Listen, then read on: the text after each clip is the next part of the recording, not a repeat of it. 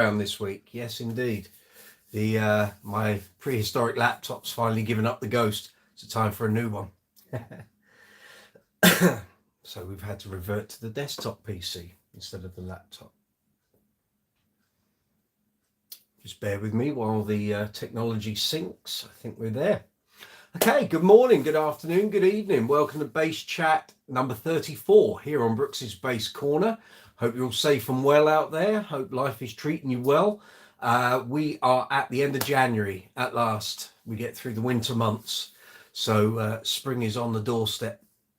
I hope you're all good out there. Thank you for joining in for tonight's live chat here on Brooks's Base Corner. If you've not attended one of these before, you're more than welcome. We talk about bass guitars, bass speakers, bass effects, bass accessories, famous bass players, famous bands with great bass players, albums with great bass lines on, anything to do with bass guitars. That's what we talk about here. David Gill, hello from South Carolina. Hope you're well. Stacey, I saw you there with a pink wave. Hope you're good. Stacey's in North Carolina, David. So we've got a couple of US attendees. Visog, good evening. Hi, welcome. Hope you're well. So tonight's chat is open to the floor. It's open to you guys. So if you've got any comments, any questions, anything about any of the content here on the channel, put it in the chat window and we'll talk about it. I just need to turn my comments on here so I see all the messages that come up. Good evening, Stacey. I saw the highest, unless that's for David in South Carolina.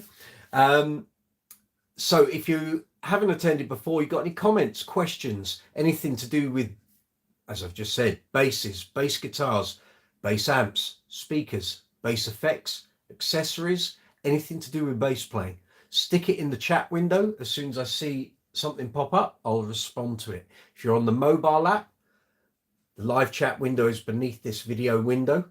If you're on the desktop version of YouTube, it's that way. So put your comments, questions, anything you want to say, stick it in there and I'll respond to it as soon as I see it pop up. You'll notice at the bottom of the live chat screen, there is an emoji icon. Fill your boots with those guys. If you want to include emojis on the chat, it's all very welcome. That's fine. There's also a dollar symbol there. For those of you who've been here before, you know the dollar symbol is Super Chat. For those who've not been here before, Super Chat allows you to make a financial contribution to the channel. You don't have to, but if you'd like to, and that money goes towards studio time, it goes towards some of the equipment that we review here on the channel. It goes towards the various cleaning materials and cloths and various liquids and polishes that I use for the workshop videos. If you want to contribute towards the editing equipment and all the microphones and the stands and the lights and what have you, that's how you can do it. So if you hit the Super Chat button in the bottom of the chat window, which is the dollar symbol, allows you to make a financial contribution. Another way you can financially contribute to the channel is underneath every video here on this channel, because I'm monetized, you will see a series of icons. So there's a thumbs up, a thumbs down, there's a share button. I think there's a save button so you can watch videos at a later date. There's also a love heart with a dollar symbol. That's called Super Thanks. Works exactly the same way as Super Chat. So if any of the videos, either on my channel or anyone else's channel who's monetized, if you enjoy that video content, you can say thank you to the creator of it. If you enjoy their content across their whole channel, again, feel free to hit that Super Thanks button. Another way you can financially contribute to the channel is in any of the videos here on this channel, and it will be in the description box for this video tomorrow when this video gets streamed and uploaded to YouTube. You will see a collection of affiliate links in the description box. So if you've got any bass purchases, accessories, pedals, gig bags, CDs, there's a whole plethora of items. If you've got a potential purchase coming up, if you wish to buy it through either Amazon or Thomann, which are the two companies I have affiliate links with at the moment, you can click on one of the affiliate links in the description box. It'll take you through to the storefront for that website that me and Brooks's Base Corner have on those sites. If you then go through with your purchase, put it in your basket, pay for it, get it sent to you. The channel receives an affiliate commission, which helps the channel keep going. As of the end of this week, I will have merchandise available. I know I hinted at it last week, just been a little bit busy this past 7 days with various things. So there is going to be a merchandise shop front here on the channel underneath all the videos, so you can buy t-shirts, hoodies, bags, mugs, mouse mats, caps, all sorts of things. Keep checking back to the channel, and once that merchandise is available, you will see it whenever you watch one of these videos. Lewis Wingrove, welcome. I saw that just pop up while I was nattering away. Hope you're well, sir. Thank you. 2 weeks on the trot. Thank you very much. Very pleased that you wanted to come back and have a chat. All your bases next to the radiator are stressing me. Okay, don't worry. They're fine. The radiator is turned down. It just keeps the room a constant temperature. The necks stay perfectly aligned. The only thing that changes, and we're about to hit that season here in the UK, is as we go into February and March, I'm going to get weird string noises where they go ping, ping, ping, where the air pressure, humidity generally changes over here in the UK. We go through it round about sort of February, March, and then again sort of September, October. So as those environmental factors change, the bass necks just move slightly, and it's like having a chime doorbell going off every hour. Because I've got a few basses, they all kind of go ping, ping, ping. None of them are in tune with each other. It's a running joke, but don't worry, they're fine by the radiator. It keeps the room constantly warm. My basses couldn't hope for a better life, I can assure you. Let's see who else we've got here. So there's going to be a fair amount of this live chat, me looking at the monitor that's here, because that's where my live chat window is. Stacey, yes. Vissog, yes. Lewis Wingrove, yes. Sean P. Base, hi. Evening from North Yorkshire. Hope you're doing well, Sean. Lewis, I'm loving my new TC Electronic Flashback 2x4. It's a delay workstation. Tell me more. Tell me more. I've not featured any TC gear here on the channel. While the channel was being set up during lockdown and what have you, TC were in a bit of a funny place here in the UK. They were extremely rampant and prevalent during the 2010s. And the past couple of years, they've kind of been a little less visible here in the UK. So I've not reviewed any of their gear, any of their equipment. I haven't bought any for review, haven't been sent any. So fill me in, tell me about this delay workstation. Is it good? What does it do that the previous version of that pedal didn't? Because I think they've had a flashback pedal before, but you're saying this is a delay workstation. So I'm guessing it'll probably be maybe along similar lines to the Line 6 delay unit that loads of guitarists use. Tell me more, Lewis. Look forward to hearing about it. Let me know what you're using it for. A lot of bass players don't tend to use all that much in terms of delay. So tell me what you're using it to make use of it for. Cool. What news have I got for you, fine people? So as of tomorrow, YouTube Shorts goes ballistic here on YouTube.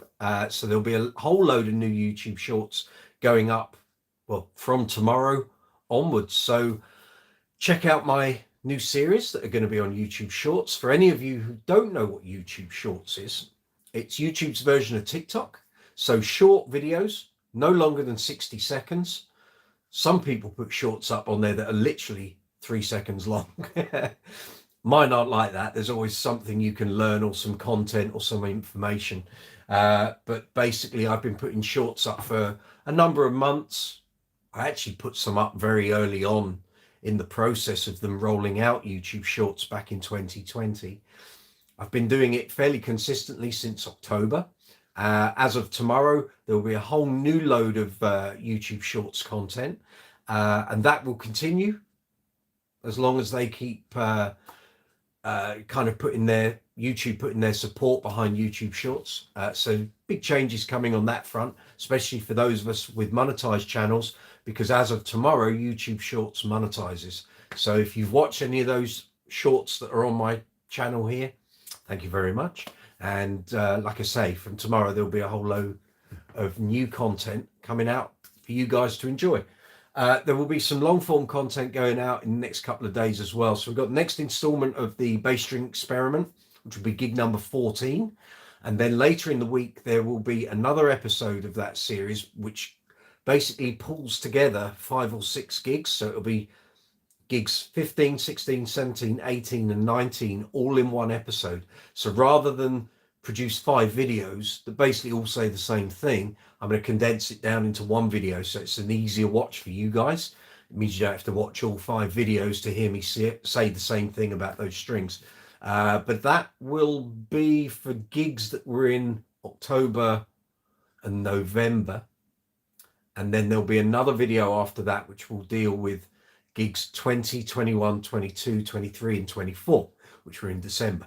So if you've been following the bass string experiment and thinking, it's a lot of videos, I'm going to condense basically 10 videos down into 2, because I had them all filmed and edited, ready to go. And then I realized, actually, I'm saying the same thing at the, as we get through each video, the condition of the strings didn't really change on those 5 gigs. So I will pull it all together in a viewer-friendly format, saves you guys time, and hopefully will attract more views, and you'll find it entertaining, informative. And then next weekend, so not this weekend coming, the weekend after, I start gigging again pretty regularly, and we will continue the series. So that will be gig number 29 in the series. We've rattled through them. So at the moment, we're up to number 13. 14 will be, it might even be tomorrow. Could be tomorrow or Thursday. Be another one for the weekend.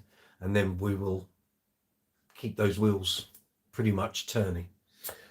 I haven't seen any new messages there, so that's cool. Last week, we were talking about the video that I put up 2 weeks ago, which basically looked at all 33 basses that are in my collection. We had a right old chat last week. We really did. And various basses caught people's eyes, got the conversation going. If you haven't watched that video, if you go onto my channel, and you will find the latest long form video that isn't a live chat and obviously isn't a YouTube short. My last long form video was talking about my bass collection. It's taken off. It's kind of blown up, which is great for me, great for the channel. Thank you very much to everyone who's watched it. Thank you to everyone who's commented on it, liked it, got involved with it, responded to any of the social media. Thank you. I really do appreciate it. I can promise you that. So if you haven't watched that video and you would like to watch it, but you're watching live chat, I've actually broken that video down into 33 chapters. So every bass on there, if you were only interested in a couple of brands, you don't have to watch the whole video to go through it. You can actually go into the description box and there's a timestamp. Just click on that and the video will jump through to that bass, that manufacturer. The other option is on the timeline of that video. All the chapters are little markers on the timeline. Again, you can just move the progress bar along to those dots, and the video will jump to the bass that you want to see. So if you want to have a look at that and jump off the live chat and then come back, feel free.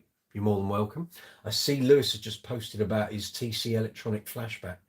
Exactly has mash technology, easy to push expression pedal, okay, with a foot switch, cell phone control, cool. I think a lot of the TC pedal products have had that cell phone ability for a number of years, because I know Mark King used to save various patches on the pedals that he uses, and that was then there's like various videos on TC's website and on YouTube where they were saying, you know, you can download Mark King's phaser patch or his flanger patch, if you'll pardon the phrase. That's not a euphemism, by the way.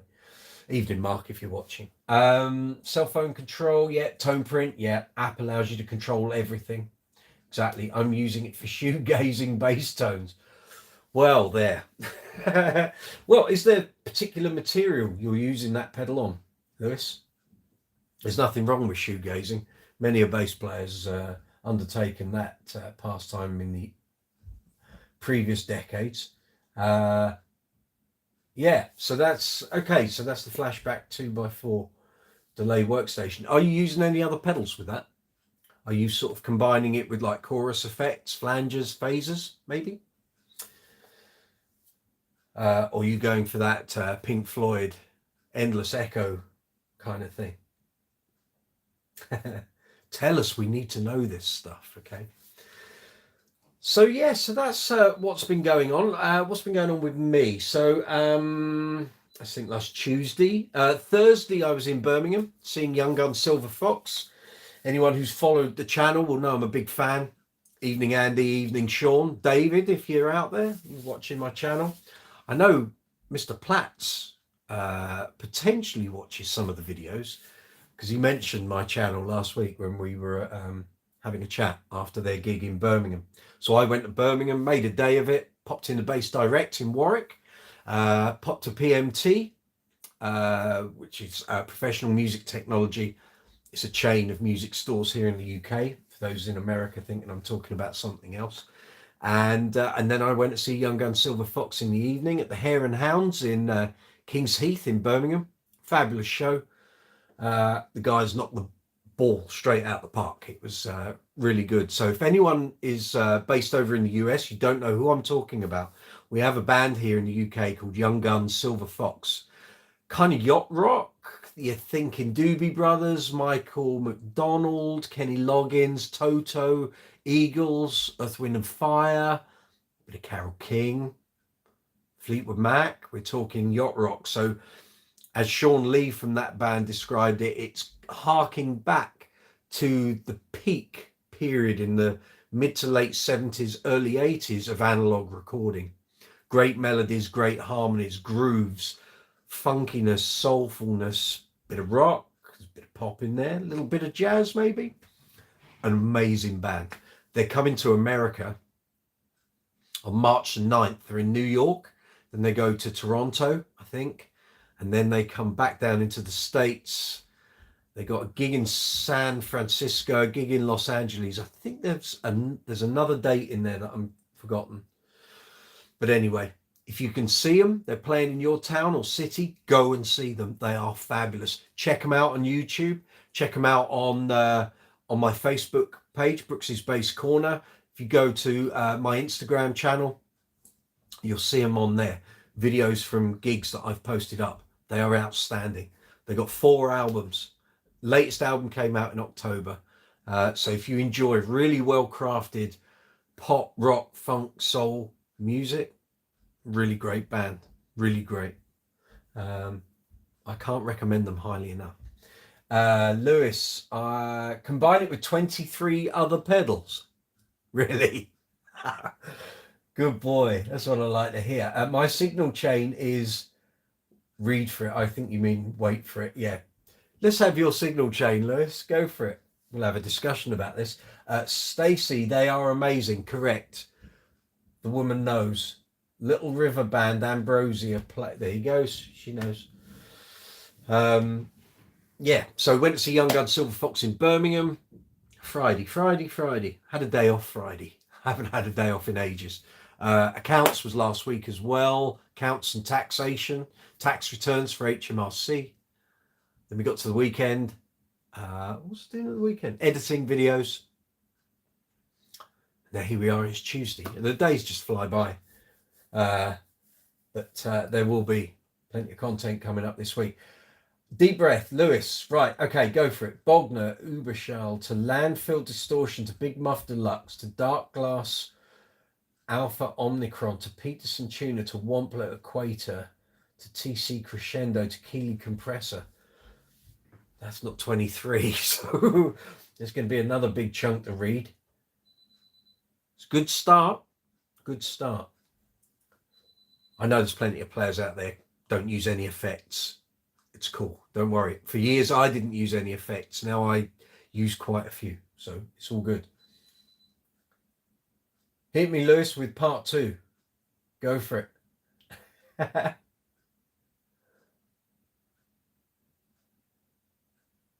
I just realised I've got a significant stack of packing tape and gaffer tape over there on my shelves.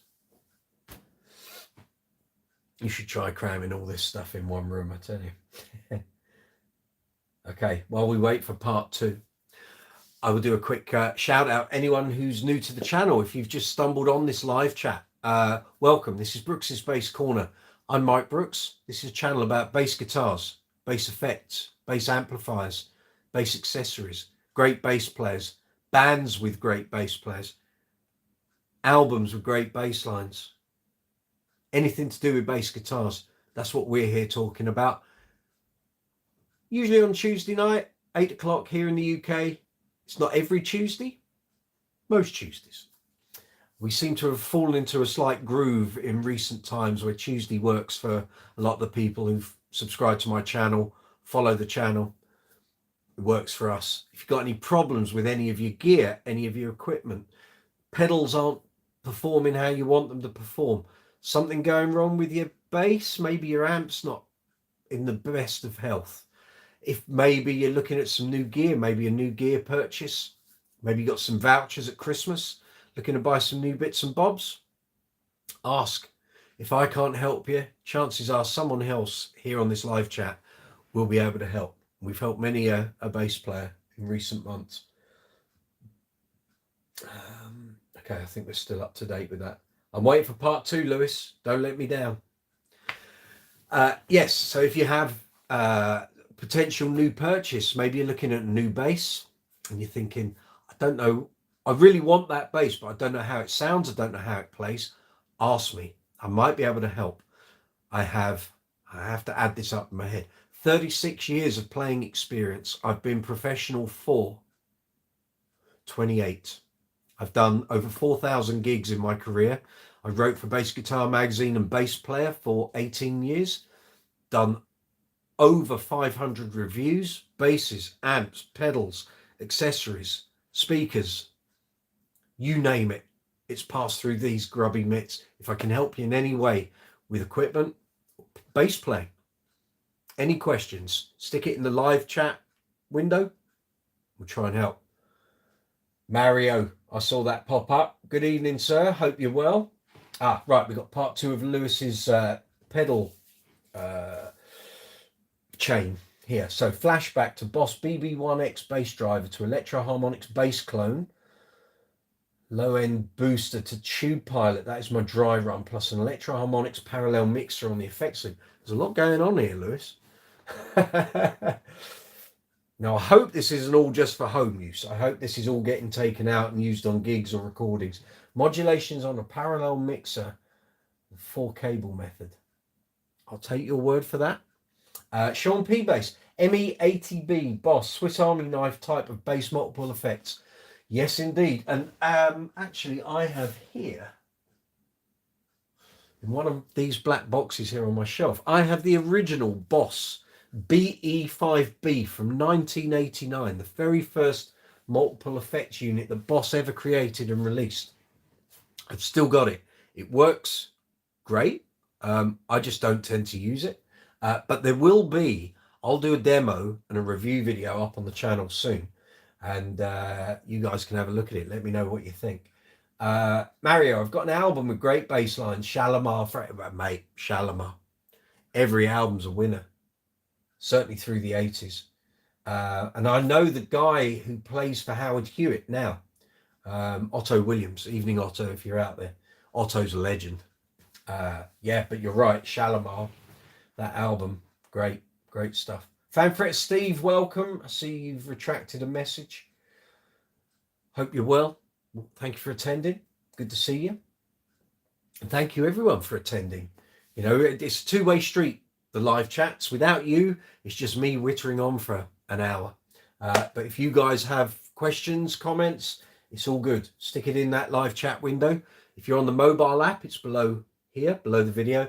If you're on the desktop version of YouTube, it's that way. And I'm looking in the corner of my eye to make sure that is actually working. Yeah, it is. Good. Leon Silvers, legend. I'm just going to grab a drink, guys.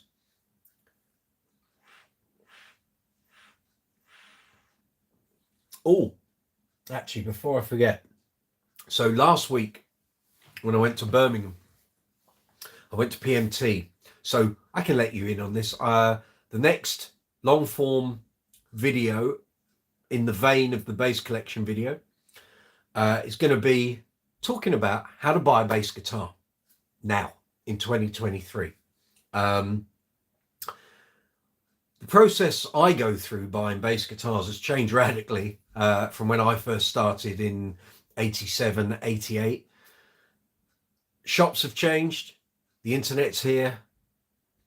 So many instruments are bought without actually being seen or played. And then when they arrive on your doorstep, it's not what you hoped it would be. So I've been doing some filming at various bass stores here in London, here in the UK. So I used last week when I was going to Birmingham to do some extra filming. So I went to PMT in Birmingham. Now, the night before, I went on their website. They have a sale that ends today. So if you're watching this video after today, the sale's finished. But if you're here in the UK, they have got loads of items in their sale. One of the things they did have was strings. Now, for many of you, you'll know I'm a Rote Sound endorser, Rote Sound artist. That doesn't mean I string every bass with Rote Sound strings. Some of my basses sound better with a certain brand or a certain material or a certain format of string. However, they were having a mass clear out of Rote Sound strings, but certain gauges, certain styles of string. So don't suddenly think, oh, they'll be selling the string I want and it will be cheap. That's not what I'm going to say. So I was having a look. Let me show you what I came up with. Actually, I won't because they're outside that door. So basically, I ended up with a clutch of bass strings that are in lighter gauges than I would normally buy. But even as a Rote Sound endorser, it was cheaper for me to buy them through PMT than it was to actually buy them from Rote Sound direct on my artist deal. So I ended up with a load of 35 to 95s, some 40 to 95s, some 35 to 90s, and I think there were a couple of others as well. But anyway, ended up with a big pile of strings. So if you're looking for lighter gauge strings, so if you're very much of the Mark King persuasion, or you like to do lots of sort of slapping and tricks and tapping and what have you, if you're here in the UK and you would like some cheaper Rote Sound strings in lighter gauges, get yourself over to the PMT website. You'll be able to get some strings. They will be much cheaper than they normally are, but that sale finishes tonight. So if you're after those, go get them. I've seen a load of messages fly on here. Right. Lewis, modulation is on parallel mixer. Yeah, we've done that one. Did Sean P bass? Yeah, we did. Mario. Yeah. Fanfare Steve, evening all. Pizza and tuna. HX Stomp Radial DI. There you go. That's the alternative to having lots of pedals in a chain. Use an HX Stomp and all your effects are in there, which you then do all your editing and tweaking with. Blaine Lewis, good evening. How are you, sir? I haven't seen you for a while. When you're gigging a lot, you tend to buy what you need, not what you like. Isn't that the truth? Yes, sir. I mean, I have all my gauges that I regularly use. Sometimes I'm setting up people's basses and what have you, and they'll say, have you got some lighter gauges? If that's their preference. And generally I don't. I tend to stick around 40/100s, 45/95s. But I thought, actually, do you know what? Get some in. But also I've got one or two of my status basses.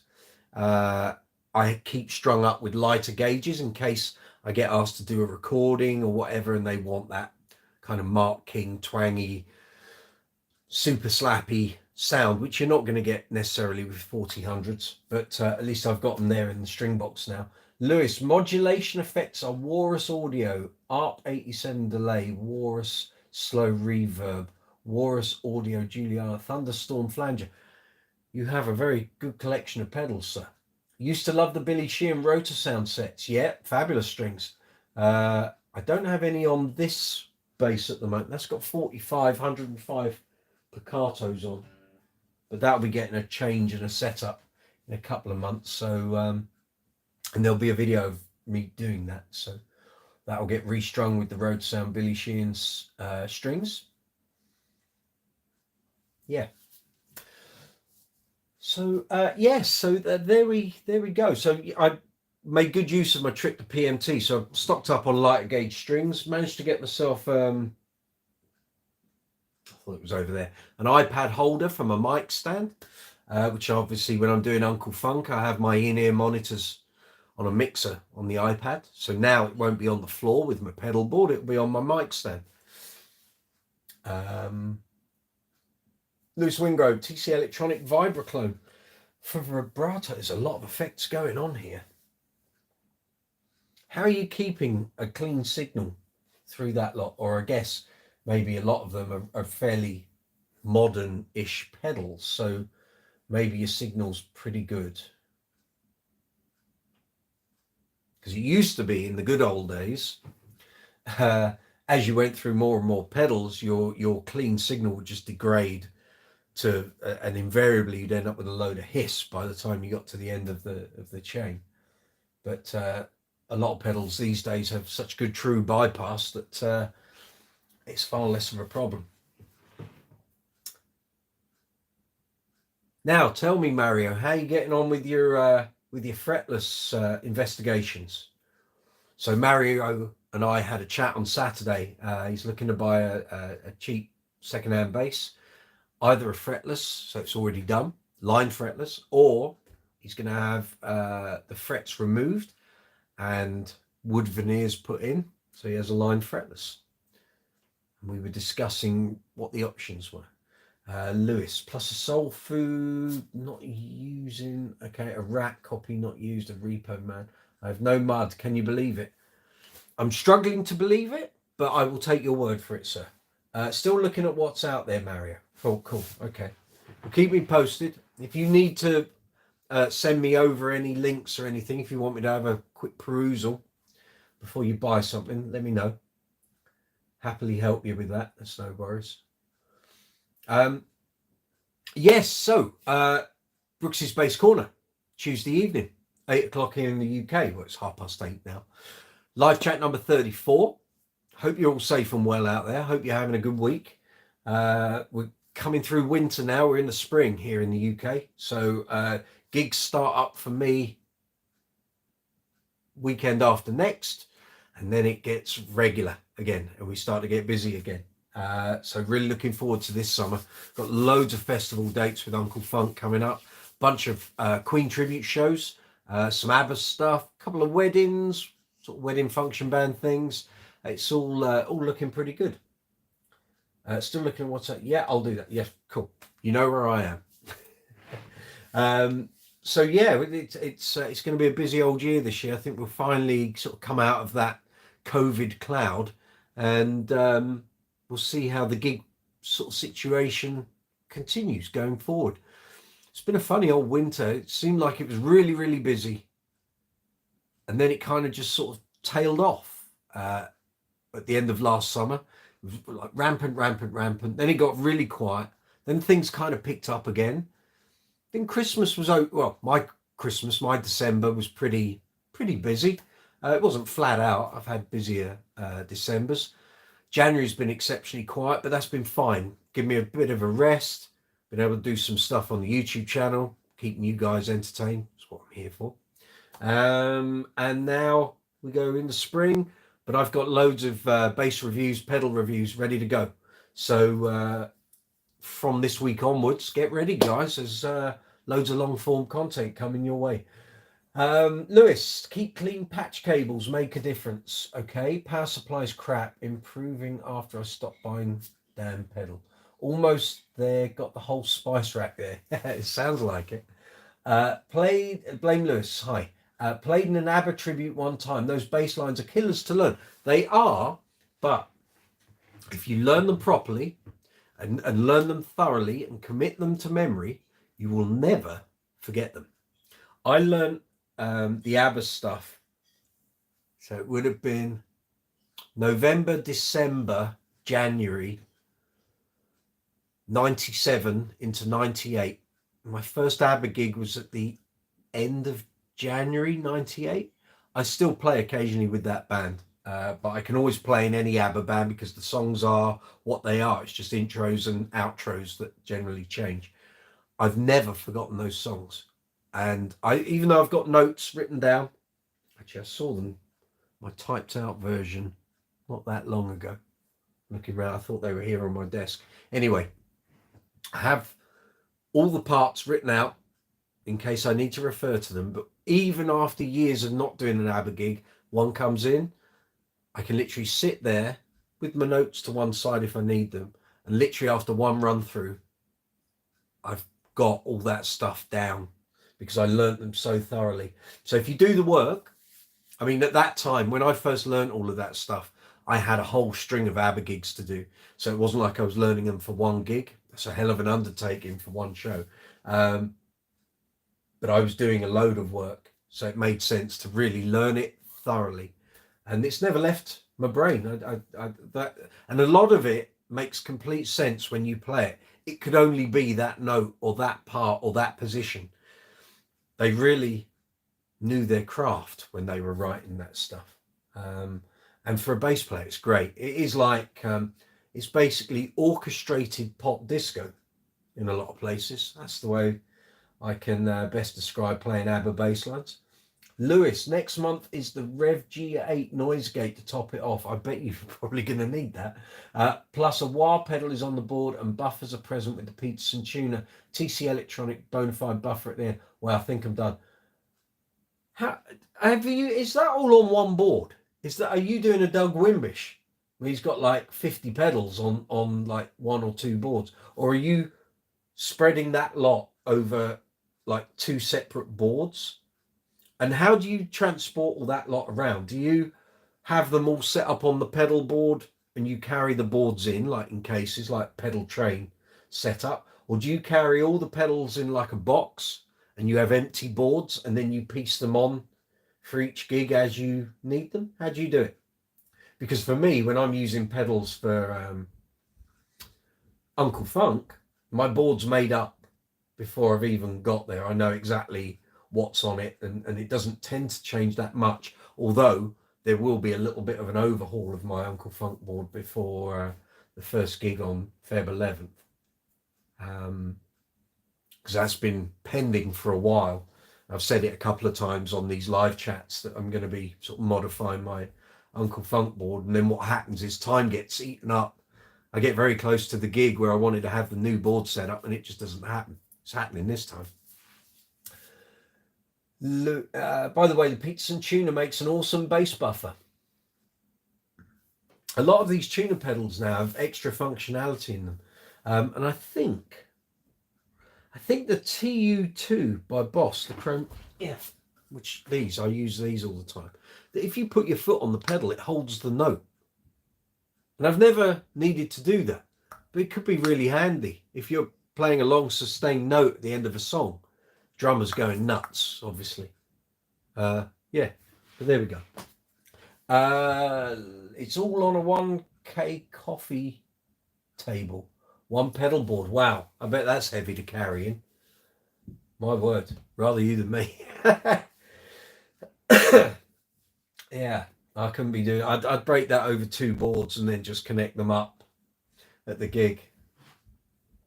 Goodness me. That's a lot of pedals. Heaven help you if one goes wrong in the middle of the gig. Where's the problem? Home practice is the main focus of all this stuff. Okay, cool. Fair enough. Yeah, in a live context, if one of those pedals went down, is it a dodgy lead? Is it a dodgy pedal? Is it a dodgy power supply? It's like, where do you start? It'd be like Sherlock Holmes trying to find the culprit.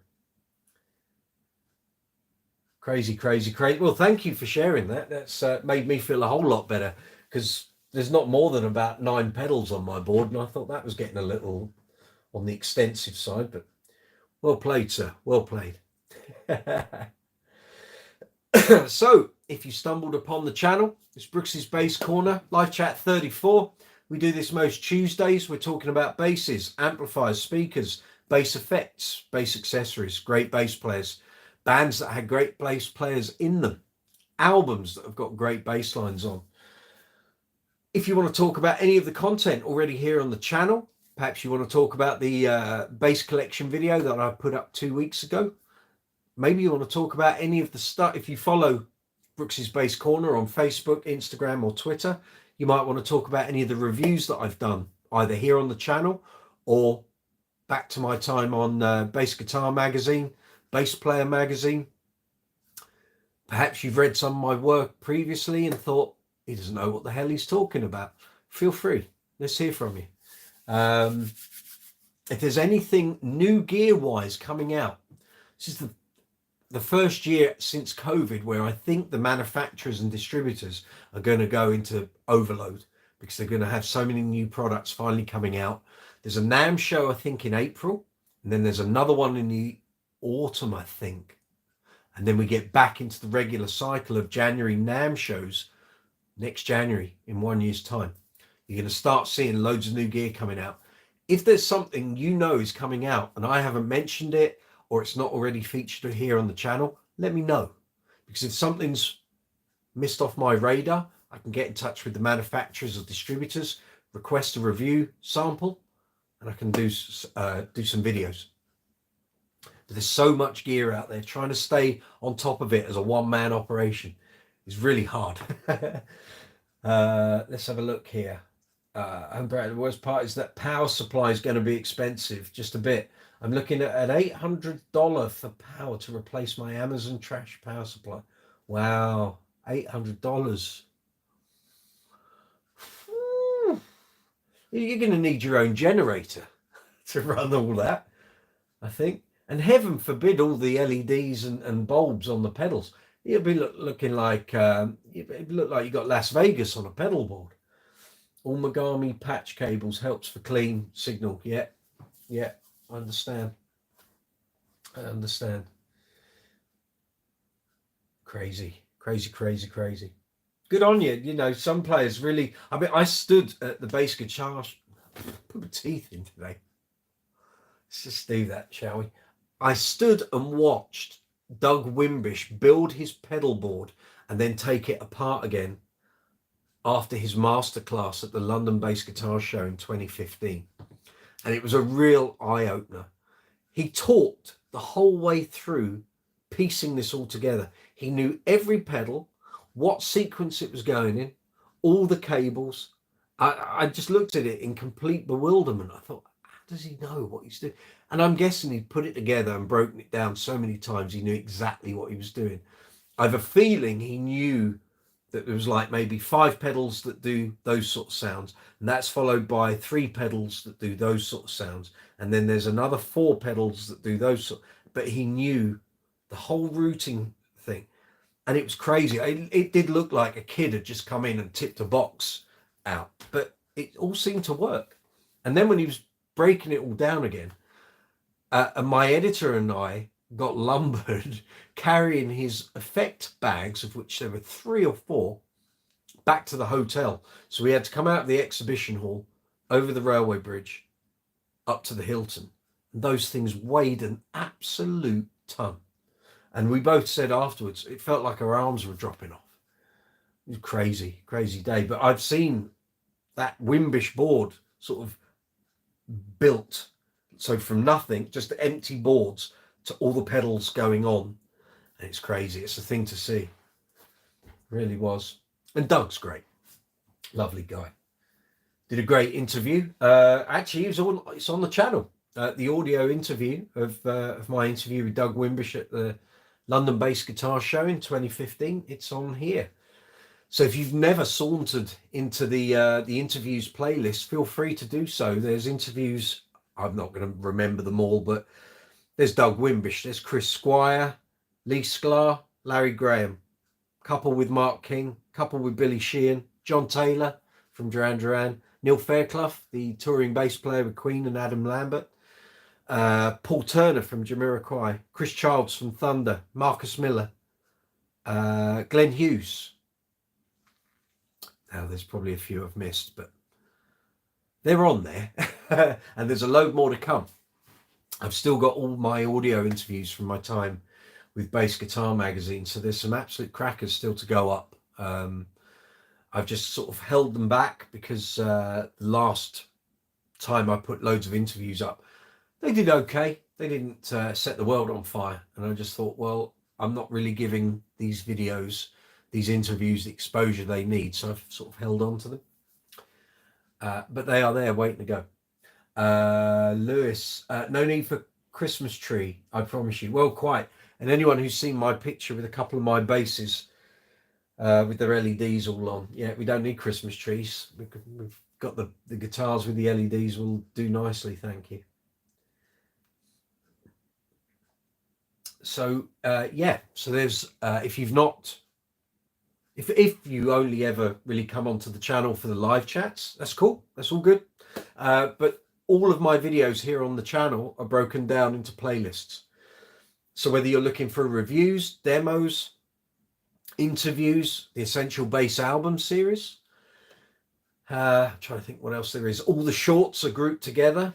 Then also, if you're into gear and what have you, I've broken manufacturers down into their own playlists as well. So if you just want to look at bass reviews and demos of Yamaha basses or GB guitars or Kubicki's or Spectres or Music Man or Sandbergs, it's all broken down for you. So you don't have to go searching through all the videos, of which are over 300 here on the channel. You can go to the playlist if there's something you're specifically wanting to see, and chances are there's a playlist for it. So yeah, so say you're a fan of Billy Sheehan, you want to see all the Billy Sheehan related content that's here on the channel, there's a playlist for you. All those videos are already in there. Sean P. Bass, any plans of doing a group interactive Zoom ask me anything type thing? You can't do that on YouTube. That's kind of what this is about. I'm trying to think. That's kind of what this is about. There is a facility. Is it in here? Just bear with me a moment, guys. I want that. There is a thing. Oh, that might be to do with the polls. I can start a Q&A. So I can do that on here if you want. I'll start a Q&A. So this says answer viewer questions live. So there's not a visual thing. I can't see you, but you can ask questions. You can do that in the live chat, but I'll start a Q&A if you want to. And you send me the questions, and as I see them, I'll respond to them. Okay, I'll set this up. Oh, hold on. Bear with me, guys.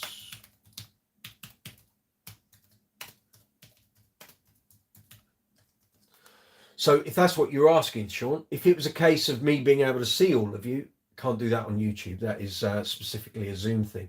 Could be something that I think about doing. It's just having the time to do it, and also picking a time that works for everyone, because as I've found doing a YouTube channel, everyone who's watching and getting involved is all over the planet.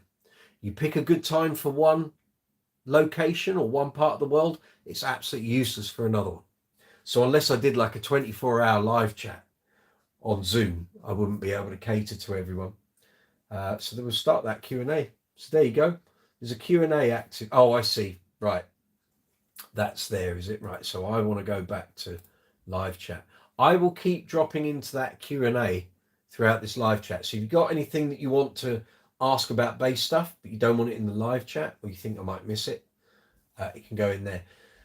Lewis, if it has tap tempo lights, never stop. Thank God for barefoot buttons to shade my eyes and make foot comfortable. $10 each. Absolutely. Quite right. I couldn't agree more. David Gill. It can't be David Gill that used to be the chief executive of Manchester United. No. Looking for a pedal to add warmth to my tone. Mostly play bossa nova and gypsy jazz. Suggestion. When you're saying warmth, are you looking for like valve warmth, or are you looking for like an EQ warmth? They're quite different things. So if you play a solid state amp or a Class D amp, if you don't know what I'm talking about, David, let me know and I'll try and explain it to you. So if you're looking for valve warmth, there's loads of pedals and preamp pedals that incorporate a 12AX7 valve in. EBS did one called the Valve Drive. But lots of manufacturers have jumped onto that bandwagon in the past 10, 15 years. So if you want valve warmth, your options are fairly extensive. If you're looking for EQ warmth, again, there's a million preamp pedals, EQ pedals.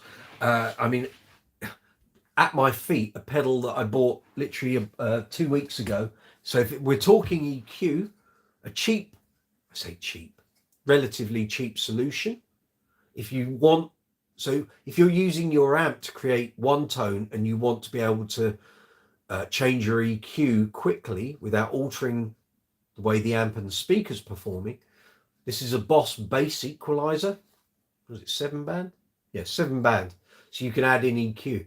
Loads of manufacturers do EQ pedals. I've bought this, A, because I want to include it on my board, but B, I want to do some reviews and demos with it. I always had the equalizer on the B5B, the Boss pedal board, but I think this was a move along from that. So EQ pedals, there's loads of those. It just depends what you're meaning by warmth. If it could be, well, if you can explain to me, David, what tube warmth, I've seen it down the bottom. I was going to say it might be a strings thing, in which case you might want to move away from, say, round wounds towards half wounds or flat wounds. But anyway, you've said tube warmth. So I would suggest have a look at the EBS valve drive. But again, as I'm saying, there are various manufacturers now who do pedals, preamp pedals, EQ pedals with a tube in it. And that's going to give you some of that grind, some of those sort of multicolored resonances and harmonics. I would suggest, if you can, if you've got any bass stores, guitar stores, pedal stores, anywhere near where you're based. I think you're in South Carolina, aren't you? Yes, you are. Okay. So I guess you're looking at things like Sam Ash, Sweetwater. If you can, take your bass with you into a store, have a look at the pedals they've got and demo them. I know it's not the easiest thing. That's what YouTube videos are for. But try them out, because how your bass responds to a pedal, the strings you use, your playing technique, that's all going to affect how that pedal responds and reacts to your playing. So that, it's general audition. Off the bat, again, look at reviews, look at YouTube videos. Generally, I don't use tubes. If I want tubes, I've got amplifiers. So I've got a Mesa Boogie Strategy 888 over there. I've got the Aguilar DB751. So that's MOSFET hybrid with valves. I've got the Gensben Shuttle over there. I think that might have a valve in it. And then both of my EBS Fafners have 12AX7 valves in there as well. So if I need tube warmth, those are my options. Generally, if I'm doing Uncle Funk, I've got an Aguilar AG700 and SL212. But if I'm not using backline, I'm purely on a pedal board. But I don't generally use valve warmth for that. We're a 9-piece band. There's plenty of frequencies going on. So I like to keep my bass sound as clean, compact and tight as possible. It's not a rock band, it's a disco band. When I do Queen stuff, like when I'm doing Queen tributes, then the valve amps can come out and they really shine doing that material. Lewis, I have like $200 in buttons for all of the pedals. This board's a monster. Tube driver has warmth. This is the joy of Brooks's Bass Corner. With all these bass players on here, if someone's got a problem or an issue, if I can't help or I don't know, I can open it up to you guys. And invariably, someone knows what I don't. Scott M, hi, welcome. Hello, everyone. I've got a 5-string coming from my bass builder. I'm stringing it E to C, okay? Does anyone know of a string band that sells string packs sold with E to C like that? I think Rotosound do. New Tone Strings will do you custom sets here in the UK. I don't know where you are, Scott. So I don't know if you're in the UK, Europe, America, Australia. Tell me where you are. Invariably, if you can't get a set that is E to C, you could buy a 4-string set and buy a C as a single string. Literally every manufacturer will offer that. because they have to cater for 5 strings and 6 string basses, which are going to have a low B and a high C. Invariably, they'll sell those as individual separate strings if you want them that way. I'm sure, I don't know what brand you're using currently, but all the major manufacturers will do that. So Elixir will, D'Addario will, I'm sure GHS do, Rotor Sound, Fender do, DRs. I guess, in my experience, every manufacturer will sell singles if you need them. Lewis, if my wife was still alive, she would have killed me for what I did to that coffee table. I'm saying no more, Lewis. I dread to ask. I dread to ask. But if you're happy and it makes you happy, I'm sure she's happy too. David, tube warmth. Yep, we've done that. Lewis, I've just gone too far. TC Electronic Tube Pilot is the cheapest tube driver in the game, working well for my bass guitar. Have you tried the parametric equalizer yet? It's sweet. Cool. MXR and Wampler equalizers are the only ones that have an 18-volt headroom. Okay. Did mention that my pedal board is 18 volts headroom, not bad for 9 volts. Okay, she stays clean, no clipping. Very good. David, thank you. No problem. That's what I'm here for. Lewis, well done, sir. You've helped the guy. Scott M, I know Federa doesn't E to C, so I bought their nickel set for now, but bass doesn't come until March. Not too sure about Federa strings. I'm sure Federas will do singles. So what I'm saying here is you can buy a 4-string set for your E, A, D, and G, and you can just buy singles of Cs. Got to bear in mind also, a C string is very thin, so a lot of players either snap them or they dull quicker. Thinner strings dull quicker, they just do. So I'm sure they will do singles, and you may want to buy a bunch of singles in advance. So like buy 5 single C strings, maybe 10. I don't know how often you go through strings, but certainly any string manufacturer will have singles of Cs. That's for sure. Scott, you're in America. VA.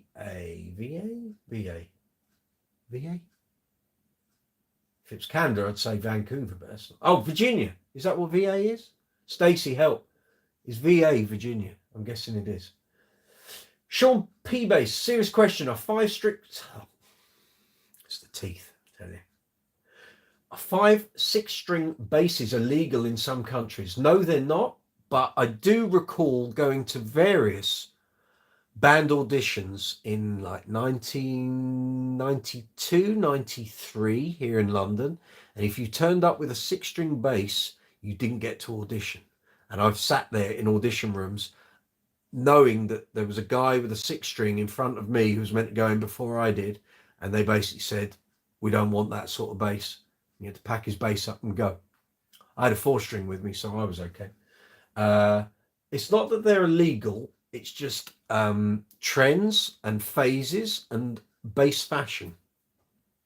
So you got to remember, Sean, so in the mid-90s, from about 94 through to the end of the 2000s, we came out of a period here in the UK where bass exotica, which had been all the rage during the 80s and early 90s, people like Mark King and all the big exponents of not flash, but technical playing, suddenly, almost overnight, it was not trendy, it was not good, which also accounts, I don't know if you've been privy to some of the conversations on Bass Chat, Facebook, what have you, why basses like Wowls, JD, Status, Alembic, Kabikis, they all dropped in value in the mid-90s. You could pick up Wowls for £500 here in the UK. We all look at it now and think, if we'd known that, we would all have bought loads and loads of those basses because you could pick them up so cheap. Now we'd be laughing. I'd be pumping out Wowls for £8,000 on a regular basis.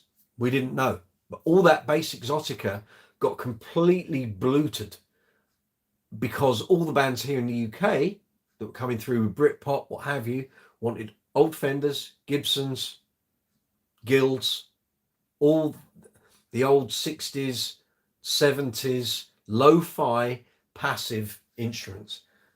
And that's why basses like the Alembics, that you can see on my wall here. They were not wanted anywhere. You turned up to an audition with one of them, you didn't even get the bass out of the bag. It's simple as that. So by the same token, that's why 5 and 6 string basses sometimes get dimly looked upon, depending where you are in the world. Depends what bass fad they're going through at the time. I don't think it's so bad now, but there was a real thing in the 90s where it just wasn't cool. Lewis, one downfall on 18 volts, is that it? Will raise your noise floor. Cool. Okay. Scott, Virginia, thank you. Stacy, VA is Virginia. Very good. Thank you very much, gang. That helps me a great deal. Thank you. So yeah, well, there's a conversation. I'll open that to the floor.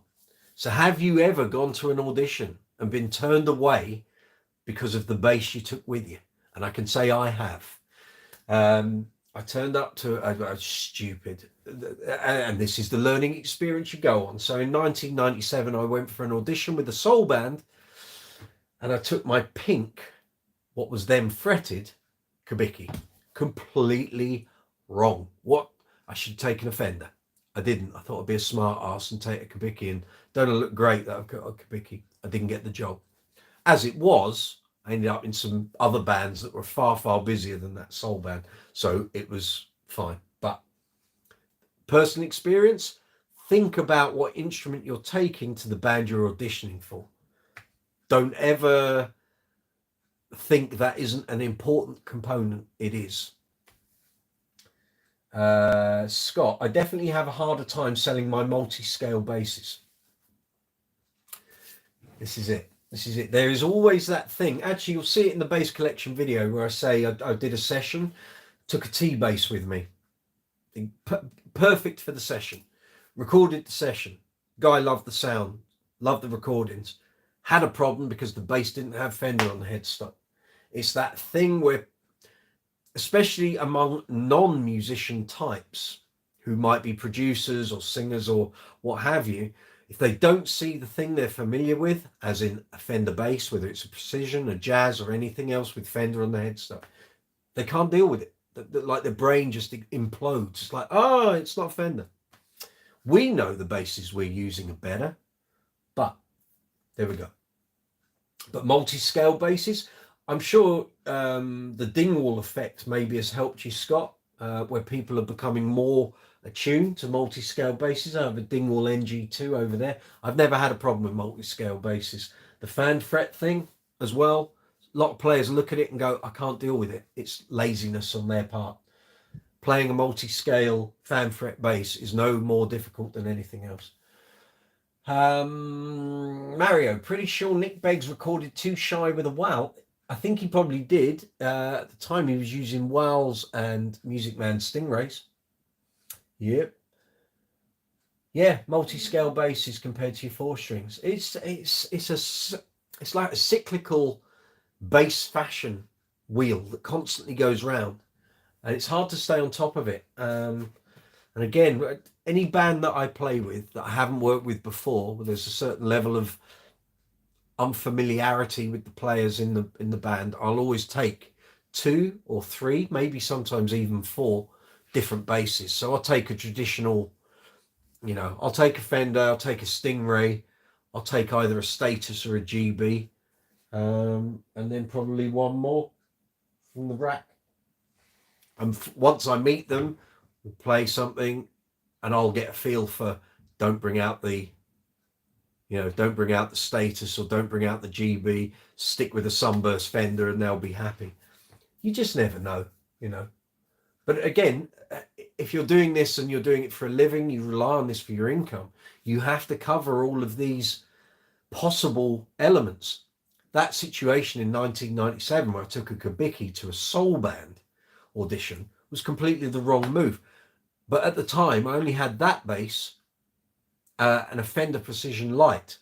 And I felt that the Precision Light just wasn't going to give me enough meat in the sound when I was doing the audition. That's why I took the Kabiki, because the Kabiki had a much punchier tone, deeper sounding, I thought I'd shape their trousers a bit more with that, but they just went, yeah, not the right bass for us. I said, well, I can change the bass. And they were like, nah, we're all right. So that was the end of that. Never heard from them ever again. But I didn't do too bad. I've been busy enough since. Scott, many times I've taken 5, 6, 7 string basses that cost a fortune, but then asked to swap out for your Pete bass. Exactly what I'm saying. Lewis, I'll send you a picture on your Instagram. Yes, please. Feel free, sir. You will definitely laugh. I wouldn't bet on it. It's a bit too much for a simple bass, but I love it. Mate, if you're enjoying it and this is what floats your boat, then go for it. You got a hot rumour for your channel. Look at Tone X after February 14th. Something awesome is coming out. Thank you. Remind me on the next live chat, which will be nearer that time. I will definitely check that out. So here we are. It's we've been going for an hour.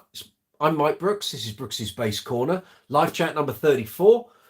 We have done 34 live chats. If you don't believe me, go to the live chat playlist. They're all there. They're all there.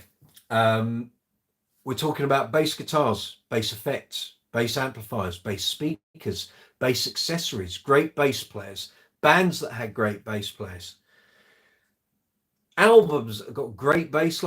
If there's anything here on the channel you want to discuss, maybe my bass collection video that went up a couple of weeks ago, any of the reviews, any of the demos, any of the interviews, feel free. Stick it in the live chat window. As soon as I see it pop up, which is what the rest of these lovely people have been doing all evening, I will respond to it. If you're on the mobile app, the live chat window is below the video window.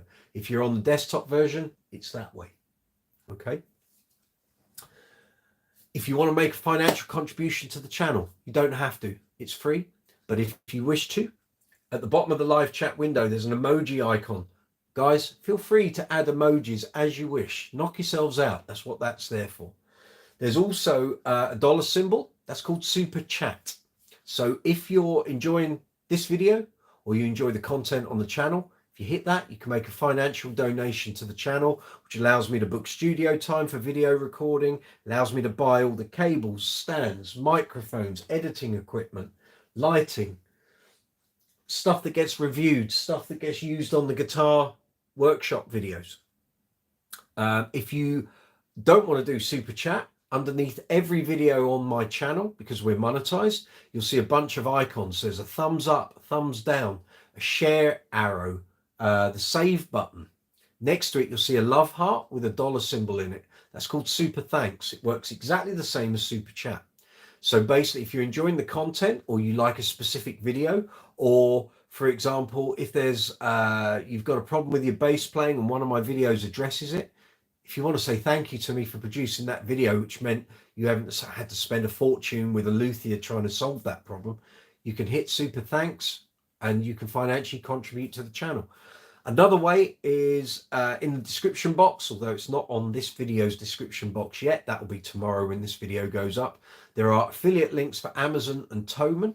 If you've got any bass purchases, effect purchases, strings, accessories, gig bags, pedals, amplifiers, CDs, some of the t-shirts that I wear are on these retailers.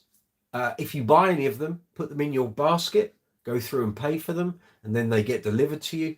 The channel earns an affiliate commission, which again keeps the channel running. I'm hoping this is going to be a regular thing for many years, so you know that's how this channel will survive in the long run. So you can either donate to the channel with Super Chat in the live chat window, Super Thanks at the underneath every video. There's the affiliate links, and then also hopefully by the end of this week there'll be merchandise as well, which will feature on a shop front bar underneath every video. That's the big plug. I hate doing that, but I have to do it. According to YouTube, I have to do it. Sean P. Bass, my last question was meant as a bit of a joke. Sorry, mate. Don't worry. It's joys of text speak, isn't it? If you don't put a big smiley laughing face, I don't know that's a joke. So that's fine. Scott M, you keep naming Kubicki basses. I haven't seen one of them in years here in the States. Really? Really? There's Kubicki players tend to keep their Kubickis. They don't go up for sale very often, but there is a red hot market in Kubicki secondhand sales, And I see loads of them, and people post up about them all the time. So maybe check out some of the Facebook Kubicki pages, Scott. But I have two. So I have a pink Fender made fretless, and I have a white Filker. I can even get it out of the rack for you. If you go on the bass collection video, you'll see it. Or you see both of them actually. But anyway, so here's my white one. 1988. Well, there's no point me trying to show you the serial number, but anyway, white 88. Strongly rotor sounds. Swing bass 66s, 45, 105. Plays like a beast. Nothing sounds better than a Kubicki with the low extender.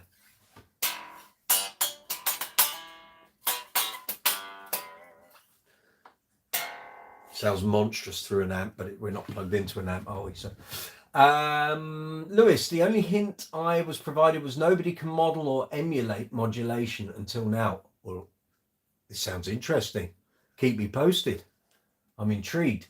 Greenwich Herbaria, welcome. I don't recognize your name here on the channel, but you are most welcome. I hope you're okay. The practice studios we use are heaving, but getting pub gigs seems like mission impossible, even when the pubs are empty.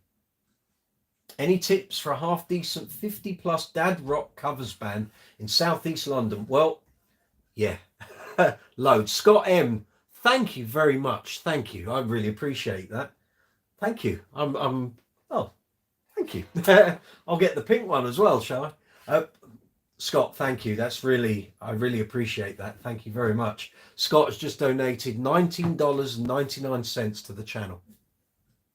Well done, sir. Thank you. I am assuming you are a bass builder and obviously based in the States. If you ever come to London, bring some of your instruments, so we'll feature them here on the channel. So in case you missed my big, it's not my big announcement, what am I on about? I used to write for Bass Guitar Magazine here in the UK and Bass Player Magazine. So I've done well over 500 reviews in my career. So if you have any instruments that you'd like to have featured on the channel, Scott, let me know. I'd be more than happy to do that. Right, Greenwich Herbaria. Right, yes, I will try my best to give you as much advice as I possibly can. So let's put that back in the rack before it gets damaged. Right. Right, let's see what I can help you with here. Let me get to the rest of the messages and I'll come back. Sean P bass from Scott. I got a nice 4-string P bass with Brazilian rosewood board coming after the 5-string. No worries. Cool. Serious question. Short. Right, I'm coming back to you, Greenwich Herbaria. Don't disappear. Sean P bass. I need a small, good sounding home use amp. Been looking at Fender Rumble Studio 40s. Are there any competitors to this that you know of? Do you want a combo, Sean? Or do you want a separate amp and cabinet? There is loads of good small gear about at the moment. And if you aren't set on it all being one unit, as in a combo, you could look at, if it's just for home use, like a 110 or a 112. EBS do them, GK do them, Mark Bass do them, obviously. With just one of the small Class D amps, that will probably do you. There are so many options. I get asked this question quite a lot for home practice, and I've had so many like home use combos when I've done reviews for the magazines. There's so much out there. If you're not averse to buying second hand, and chances are a small combo isn't going to have been thrashed because it hasn't been used on gigs, a small combo just isn't going to get taken on gigs. I picked up a second hand Hartkey. I'm trying to remember the model, but anyway, it's got the half aluminium, half paper cone. I think a 25 watt one, 30 watt. It cost me £45, and that was a couple of years ago, just before lockdown. So if you're not averse to buying second hand, just go on eBay, look for combos, and things just pop up. An Ashdown combo, will that do? There's plenty of possibilities out there, Sean. No worries. Lewis Wingrove, nice fretwork on that Kubicki bass guitar. Thank you very much. I can see that sweet work. Thank you. Scott M, not a bass builder, but I have a signature bass. CB Basses, Big McNeely model. Okay, I'll check them out. I will check them out. Lewis, Ampeg Rocket bass for combo. I've reviewed one of those, Sean. Really great. And actually, you'll see a review on the channel soon. I've had a combo here from Ampeg via Yamaha. Oh God, for about 2 years. And it's just, there's always something else I've got to do on the channel, and I still haven't got round to it. It's the model from before the Rocket. Both of them are actually quite similar in how they sound and perform. The Rocket had, I think it had the an auxiliary output, where the model before didn't. But anyway, that review demo will be up on the channel. I mean, every time it's always on my list to do, and something else takes priority. I will get it done, and you'll be able to check it out on here. Right, let me get to Greenwich Herbaria. Right, here we go. So I have experience of 4,000 gigs. For 17 years, I was in a very busy working covers band with the singer and drummer from a band called FM here in the UK. If anyone doesn't know, FM were like Thunder. They were kind of like the British Bon Jovi. They toured with Bon Jovi in '86. They were the support band for the Slippery When Wet tour. Probably a very eye-opening experience. Anyway, we had a 4-piece and then a 3-piece covers band. Did pub gigs, corporate gigs, weddings, big events, traveled the world doing it. But I was very heavily involved in booking the gigs. So let me see. Getting pub gigs seems like mission impossible. It's the wrong time of year to be trying to get gigs. So basically, for gigs in January, February, March, you need to be booking them up in like October and November, maybe December. Trying to book gigs for now, a lot of venues will have a constantly rotating booking period. So generally they do it 3, 4, 5 months in advance. Some places will do their whole year diary. The problem with that is if something happens or the governor changes, the gigs might get cancelled. The pub might stop having gigs. Now is not a good time trying to get gigs for now, because also a lot of venues just don't have live music in January and February because numbers are down. You've got people doing dieting, dry January, veganuary. They've spent so much in December, they've got no money to spend. Self-employed have tax bills to pay, so they don't tend to go out a lot in January. So that's working against you. What I would suggest is, by all means, start getting in touch with venues, pubs, booking agencies, and looking for like March onwards and start booking your gigs in. You haven't told me how many of you are in that band. So we were a 4-piece and a 3-piece. I don't know whether you want to do this for money or you're doing it for the enjoyment of doing it. So if you're doing it for money, then the amount of people in the band directly affects how much you're each going to earn. So when we were really busy, we generally didn't want to do gigs for less than 100 quid each. We did, but we didn't want to. So there were periods early on in the band, and occasionally when gigs weren't so fruitful, that you'll just go, we'll do it. Because as time went by and we were doing more and more weddings, corporate events, private bookings, you don't know that you might do a gig where you're only earning 75 quid, but you might get a £1,500 wedding out of that gig. You just don't know. And there was a venue, we used to play O'Neill's in Oxford, and we had more weddings out of that place than we ever played gigs there. And we were there 2 or 3 times a month for a good 4 or 5 years. And we carried on playing there up until the point I left that band. But we would get loads of gigs. And why do we get loads of gigs? Because there was nowhere else in the local vicinity for brides and grooms to go and find bands. And invariably, people didn't want to pay agency commission. So if they can find a band that they like the look of, like the sound of, doing a really good job, and they think, I'd like that at my wedding, you got a direct booking. And that's how we got a lot of that sort of work. So don't But over time, it became apparent that that was the case. We didn't know that when we took that gig on. And actually, when it first got offered to us, we looked at it and thought, we're kind of based in West London. We didn't want to drive all the way to Oxford, add on the fuel, 2 cars going. But we worked out after about 3-4 months, we were getting these bookings. Like every gig, we get 4 or 5 inquiries. Generally, they would go through and be proper bookings. So don't ever write off a gig, but there's nothing to stop you going and looking at a venue, seeing the bands that already play there and sussing out it. You might not want to be doing weddings and private dues, but if you're doing it for money, yes, you do. And check what the other bands are playing. See if they're being approached by punters. Are they giving out cards? Are they giving out, Facebook details, Instagram details, website details?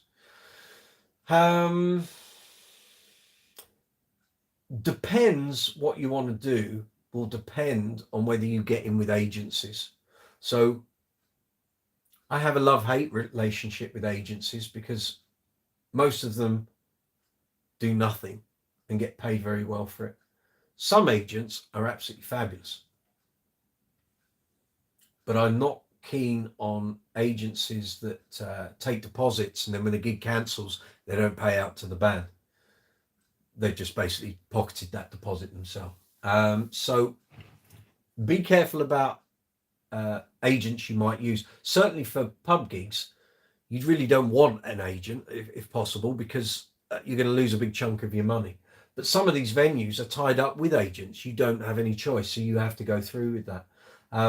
If you can give me some more information, like how many are in the band, what you're doing. Are you doing it for the money or are you doing it for the enjoyment? You're based in Southeast London, well, there should be quite a good scene over there. I was always led to believe there was, but it never seemed, because we were based West London, it never seemed that lucrative. It never made sense for us to drive over to that side of town.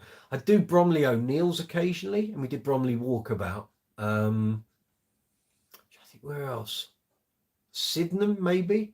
I did some with my very last covers band that I was in for 3 years between 2015 2018, and we were playing the Gypsy Tavern at Gypsy Hill, I think that was. So there are gigs over there, but we were over in West London and we had very rich pickings at the sort of late 90s, early 2000s. So we had all the Aussie pubs, all the Kiwi pubs, South African pubs, all the walkabouts, redbacks, whole chains of places. We were at the Roadhouse. We would do a couple of walkabout gigs every week. I mean, it was a rich time. And I've said this a few times on live chat. I've said it to many musician friends of mine. If I look at my diary from 2006, and I was comparing this like back in 2016, so 10 years difference, 80 to 85% of the gigs I used to do had gone within 10 years. So it's always changing. New gigs spring up, but I think COVID has wiped out a lot of the potential gigs because people just can't make it work. And a lot of landlords and publicans just can't justify that £250, £300 spend, which is why you want the weddings and the private work to bolster what you're doing. And it became quite clear to us sort of through the late 2000s, early 2010s, that the prices were starting to drop on some of the gigs, and gigs were going. They were just shutting. Venues were getting sold off to become property and what have you. And what we would see the pub and club stuff as was an advertisement board for us to do private work and weddings and corporate events. And it worked pretty well for us, we did pretty well. And I mean, I look at what we were earning then, and we did a lot of work, but it added up. So what you sometimes have to look at is, although a gig might be cheap, it's all going into the pot of your earnings for the whole year. So you might turn away like an £80 gig, but in the grand scheme of things, it's another 80 quid that's in the pot.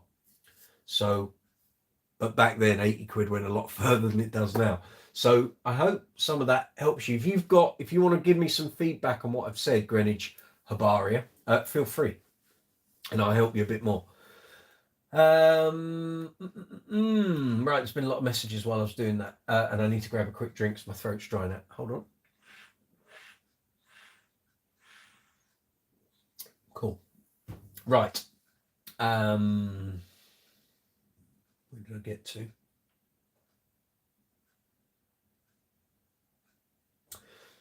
Lewis. Here we go. So far, I'm looking at the Mesa Boogie and Ampeg cap. Cool. Okay. I'm just going to bite the bullet and lose £1,000 on that purchase. We'll test out the Aguilar before I make the decisions. We were talking about the AG700 last week, weren't we? And the DB751, which is cheaper over there in the US than obviously it is here because of the exchange rate. Scott M. Yamaha's done a good job with the new Ampeg combos. Yes, it has. I'd agree with that. They're everywhere. They certainly are here in the UK. So I'm looking at North California or New York for amps. Well, it's American for sure on this purchase. Yes, indeed. Well, I mean, being able to get Aguilar stuff in New York is going to be fairly easy because that's where their offices are based. So it'll be in all the stores around New York. Scott M. On the same note, Gibson has done well with Mesa. I just dealt with Gibson on a Subway head fix and they were great to deal with. That's good to hear. Good to hear. I'm hoping that Yamaha will bring out a new Ampeg is my wish. So far, the Mesa Boogie is the clear winner. 2 ohm stability and parametric equalizer on the board. Cool. Okay, Scott, agreed. Hoping for new Ampeg gear at NAMM. Yep. I'm a long-time owner of Mesa and Aguilar, though. Very good. Good taste, sir. Lewis. Oh, Lewis and Scott having a convo. Well, we're going to peek into your conversation, gents.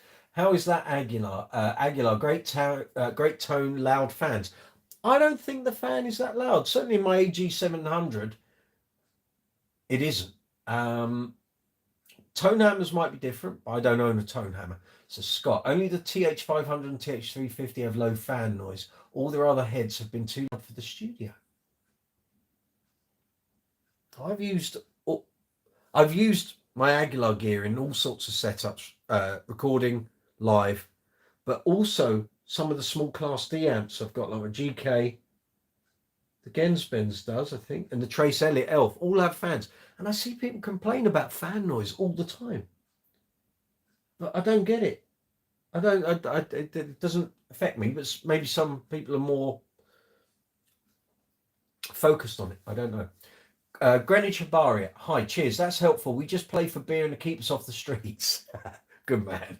But generally, pubs seem to be on the decline in number at live music, so maybe it's our expectations we need to manage. It could well be. My advice would be do as much online hunting as you can. And by that, I mean, do your research. So, put in searches for Southeast London pubs, where your local area is. Check out all the venues that have bands. Go and watch what the other bands are doing. Then it's a case of going and seeing some of these places. Have a chat with the boss there. Have a chat with the governor and see what they want to do. But it's hard, it took us a good couple of years to really get our wheels oiled doing that. But once we got it and you realize venues book, or certain venues book in certain months, if they like you, they'll book you up for 6 months to a year. So you get those gigs in the diary. And we then had it was such a well-oiled machine. All of us in the band had certain venues we had to deal with, and you knew, and you stay in constant touch. Stacey, thank you very much for your super chat donation. Thank you. Thank you. Very much appreciate that. Just a shout out for all the knowledge you freely share. There's a lot of it up there. I've got 50 years on the clock. I've done this. I've done this job, I can tell you. So do Facebook, do Google, do Instagram. Check out all these places. Find out the bands that are playing there. If you can, find out what they're getting paid. Not every venue pays all their bands the same money. That used to be a real bone of contention, because your band might be better than another band. They might be getting double what you're getting paid. Just their, negotiation skills are better than yours. And as a new band, You're always going to be at the bottom of the ladder. You have to work your way up. Nothing is ever guaranteed doing this, I can tell you, doing the pub circuit. But if you can get into that cycle of knowing when each venue is booking and getting your stuff in there, that helps. But what you have to do, and this is the golden rule, and so many bands don't do it. I see people on Facebook here in the UK, people in bands playing in pubs, and they don't stay in communication with the people at the pubs that are booking the gigs. It might be the governor, or they might have someone else, either a member of bar staff or a friend or a member of family who do the bookings. You have to stay in touch with these people, because if they leave, the owner can just turn around and go, oh, well, we're not having bands. We haven't had bands for 2 months. And so always stay in touch with the people that book you. Keep in contact, even if it's just a, hi, how you doing? Just checking our gigs on such a date. And, in the month of the gig, if you have regular gigs and you play them once a month, then at the start of the month, contact those people at the gigs and check that your gigs are on, because you can't cry about it if on the night you turn up and there's, the gig isn't happening. That is on you. That's not up to them. You have to chase and be prepared for a lot of phone calls, texts, emails, all of that. And now there is no excuse for bad communications. We've all got mobile phones, which we didn't have back then. You've got all the social media apps, all the communication apps. There is no excuse. But another thing I would always say, whether it's a pub gig, corporate gig, wedding, private booking, if you can, or whether it's appropriate, do a contract. A lot of pubs don't want to do contracts, and a lot of pubs, this is another bone of contention now, is a lot of the pubs are booking through things like Events UK. There's another one which I don't know because I have no experience, but I know of Events UK, which basically, I'm not bad mouthing Events UK, but they work at some of the lower end of the scale. So once they've taken their commission off, you're not left with a whole load of money, but you can't play at those pubs unless you go through them. I feel the pain. I never, there weren't these companies around back then when I was doing all this. So I understand, it's not easy. But yeah, if you can do a contract and it's appropriate, great, do it. You've got something in writing. If you have an email confirmation for every gig, because if it went to court, if you got stitched up or whatever, if you've got an email, that's a contract of sorts. But a proper, like an MU contract, or if you draw up your own contract, that helps. Private bookings, weddings, corporate events, you take a deposit. You can't get deposits on pub gigs, doesn't happen. But on private events, weddings, corporate events, Stacey will know because I've told her about this before. Take 50% deposit. If you take less than 50%, it doesn't act as a deterrent if they choose they want to cancel you.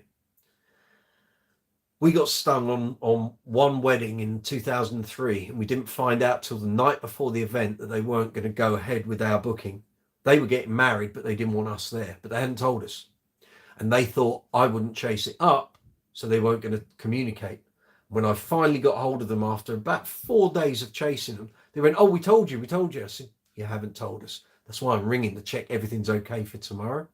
Turned out the gig had been cancelled. We didn't take a deposit, so they didn't care, basically. After that event, I always made sure our band took a 50% deposit on anything that we privately booked, which then basically, once someone's given you half of a sizable fee for a private event, they aren't going to cancel because you've got that money. They're going to go ahead with it. If you take less than 50% because you think, oh, I'd like cash in hand for that gig or what have you, you're shooting yourself in the foot. I'd rather have the total amount in my bank account than for the sake of having some cash, which actually isn't so important anymore because so few places are using cash here in the UK. I say that flippantly, but you get the general impression that cash is kind of being faded out of it. But if you took less than the 50% deposit, if someone's only paid you 10%, say it was £1,000, they paid you £100, they might happily write off that £100 to go and book another band. So don't give them that opportunity. If you take 50%, that gig's pretty much going to happen. And actually, from that point on, there were only ever 2 bookings that I took where we took a 50% deposit, and then either the gig was cancelled or they tried to change it and move it to another date and and we couldn't. We were playing somewhere else. When they asked for the deposit back, I said, I'm really sorry. You booked us on that date. Actually, I know one of them was they were getting married in New York. So they were moving the location of the wedding. And I said, are you flying us out? And they went, no, we'd like our deposit back. I said, but you've booked us for that day. We've turned other work away. So that deposit is non-refundable. It said it in the quote, said it in the contract. It's non-refundable. But we're not going to have you at our wedding. So do we not get the deposit back? I said, no. It's a non-refundable deposit. You book us for that date, you pay the deposit. Same as the caterers, same as the hairdressers, the flower arrangers, all the stuff for a wedding. You book them on that date, you pay a deposit, it's non-refundable. That's the way it works. So hopefully that might help you, Granny Chabari. I was off on a tangent there, but if you need any further help, come back. Keep the dialogue going. I'll try and help you as much as I can. Whew. Right. Scott, I've got 2 AG700s. Excellent. Way too loud of a fan compared to... Now, I've done hundreds of gigs with my AG700, and that fan has never... Where are you playing, Scott? You must be able to hear a pin drop. I've never heard a fan on my AG700. And I've run it hot on a few occasions. Okay. Sean P. Bass. This is great advice for gigging bassist bands. As you know, Sean, if I can help, I will. If you can tap into stuff I know and it helps you with gigging, then, ask the questions, because I just might be able to help you. Lewis, if you are interested in pedals for the bass guitar, we all are, come on. Keep up, Lewis. I highly recommend an Electro Harmonics tri-parallel mixer to keep track of your wet-dry signal. Nice, thank you. I will have a look at one of those tomorrow. Stacy, and take deposits when someone books your talent. Correct. Exactly. Well done. Well done, gang. Gigs versus studio work. I only do studio work now. Cool. Okay, cool. Understood. That's why you're hearing the fans. Got it. I'm just going to have a look at the Q&A. Okay, there's nothing in the Q&A. There we are. I'll end the Q&A. This will remove all questions in the question list. There isn't any questions in there. Cool. Yeah, so here we are. It's Brooks's Bass Corner, live chat number 34 on a Tuesday evening at the end of January 2023. You're very welcome if you're watching the video. If you've just stumbled upon the channel, we're talking bass guitars, bass amplifiers, bass effects, bass accessories. Great bass players, bands with great bass players, albums with great bass lines. If you've watched anything on the channel before and you'd like to comment or ask a question, feel free, do it in the live chat window. If you're on the mobile app, it's below the video window. If you're on the desktop, it's that way. Put your question, comment, anything you wish to ask in there. As soon as I see it pop up, I'll respond to it. We've got a lot of people on this evening. Sean P. Bass, thank you very much for your super chat, man. Thank you. I do appreciate it. You haven't given me an update on the Stingray. How's that working out for you? Sean was buying a bass just before Christmas, and he kept me in the conversation, in the loop, as to what he was buying, and I kind of helped him out. Thank you, Sean. I appreciate that. Thank you, everyone, for the super chats this evening. Much appreciated. Yeah, how you getting on with that Stingray? Let me know. If you're new to live chatting and you're not really sure how this all works, then just feel free to sit and watch the comments in the live chat window as they roll across. You'll see that as I see them pop up, I'll respond to them.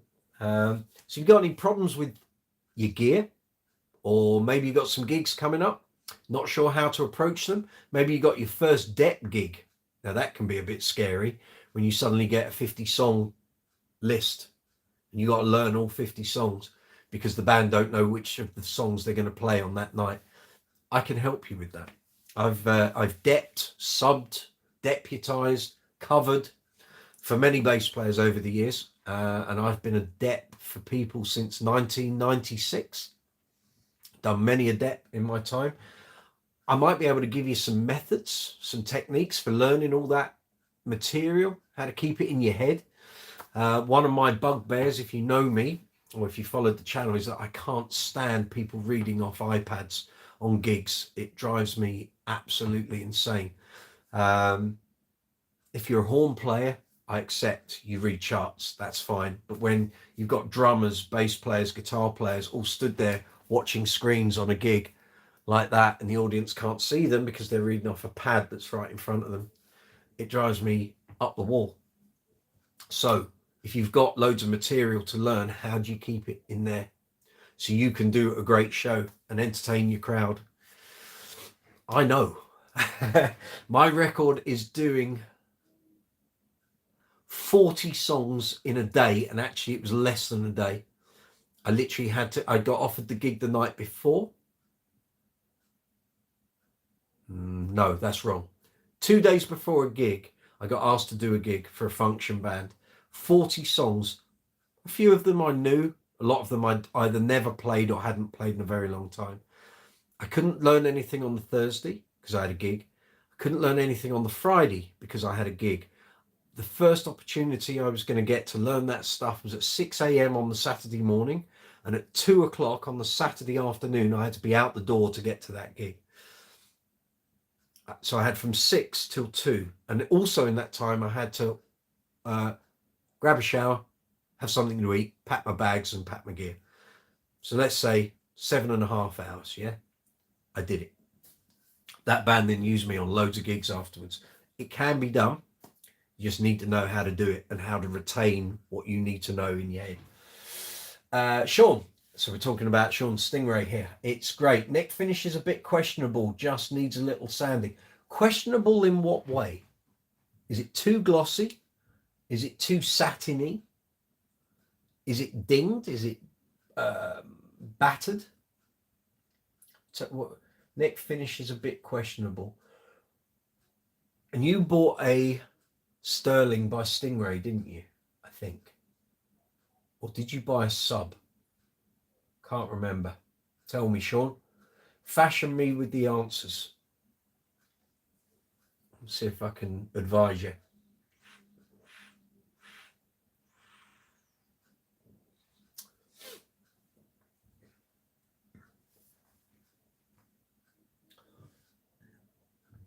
And also, while we're here, if you've watched the bass collection video that I put up 2 weeks ago, if you've got any questions about any of the basses in my collection, that was a rich vein of conversation last week. If you've watched that video, and almost 7,500 people have, if there's any of the basses you want to ask a question about, or you're even thinking of buying one of the same model, and you just got some queries, you're not sure how something works, or you're not sure how something sounds, ask me. If I can help, I will. That's what I'm here for. Come on, Sean. Tell me about this neck. I'm intrigued. Right, rough around the neck, head section. Sterling, that's right, Sterling short scale Daphne Blue. I did a soundbite demo of a white, yeah, it was that's right, it was a Sterling Music Man short scale, it was the white one. There's a soundbite demo here on the channel. That neck was rough as well. And I thought that was a bit off. So you can either sand it if you want that, but if you want like glossy or what have you, you're going to need to refinish it. And there are places that will do that. The other option is to buy a replacement neck, but I doubt you're going to get a Sterling one. You'd probably need to get like the proper Music Man short scale neck. So yeah, David Gill. Love the two basses hanging behind you. Thought you might. Yeah, love them. Love them. Too bad they aren't left-handed. Well, You try getting a left-handed alembic. There are a few out there, but you're generally going to have to look at having your own custom model built. And I'm sure I don't have to inform you how much having a brand new alembic's going to cost. So no, I'm very happy with both of these. They're great. I spent a lot of time waiting to get hold of my alembic basses, as I detail in the bass collection video. And lo and behold, after many years of waiting to do it and then taking the plunge on one, the other one turned up a year later. So I went from having none to having two within 12 months. But I know they look very similar. They sound completely different. Completely different. They couldn't sound more different if they tried, really. And I know you're probably looking at that going, well, they've both got humbuckers and they've both got walnut tops and through necks and what have you. The 20th anniversary model is completely different to a Mark King signature model. It's like two ends of the alembic tonal spectrum. Really odd. They shouldn't be quite as different as they are, but they are. If you want to check them out, there are, I don't think I've done review videos, have I? No, there are soundbite demos of both already here on the channel. So if you want to have a listen, feel free. Go on those demos and you'll hear the differences in the tone. And as on all my demo and review videos, I go through all the settings. So I'll play a passage or a phrase and I'll play it over and over again with different settings so you can compare and contrast what they sound like. But you'll hear it. Once you start pulling those the low pass filters in, it's chalk and cheese. Yes, indeed. Sean's gone very quiet. It's a rough around the neck and head. Yeah, I remember that on the white one. I don't know what you can do, mate. And you can either sand it down with some fine grit paper, or you can have it refinished, or you can look for another bass, or you can buy a replacement neck. Those are your options, pretty much. And I'm sure you're probably going to buy other basses. So it's whether you keep this one as well as buying others, or you're going to set, part exchange and sell on. And Alembic boy, good evening. Hope you're well. Very nice basses there. We're even drinking out of identical water bottles. Well, purchased on Amazon, does the job. Talk about brothers from another mother. Yeah, quite. Hope you're well. If you want to ask any questions about these alembics, feel free. Sean P. Bass, don't do gloss necks, okay? Satin finish is great, just the above, but spanner in the works. Sire U5. I have no playing experience of sires. I just don't. I certainly never had a sire for review through the magazine. I've not sat in any shops playing sires. I've not bought one. I've never used one on like a jam night or anything. I just have no playing experience of them.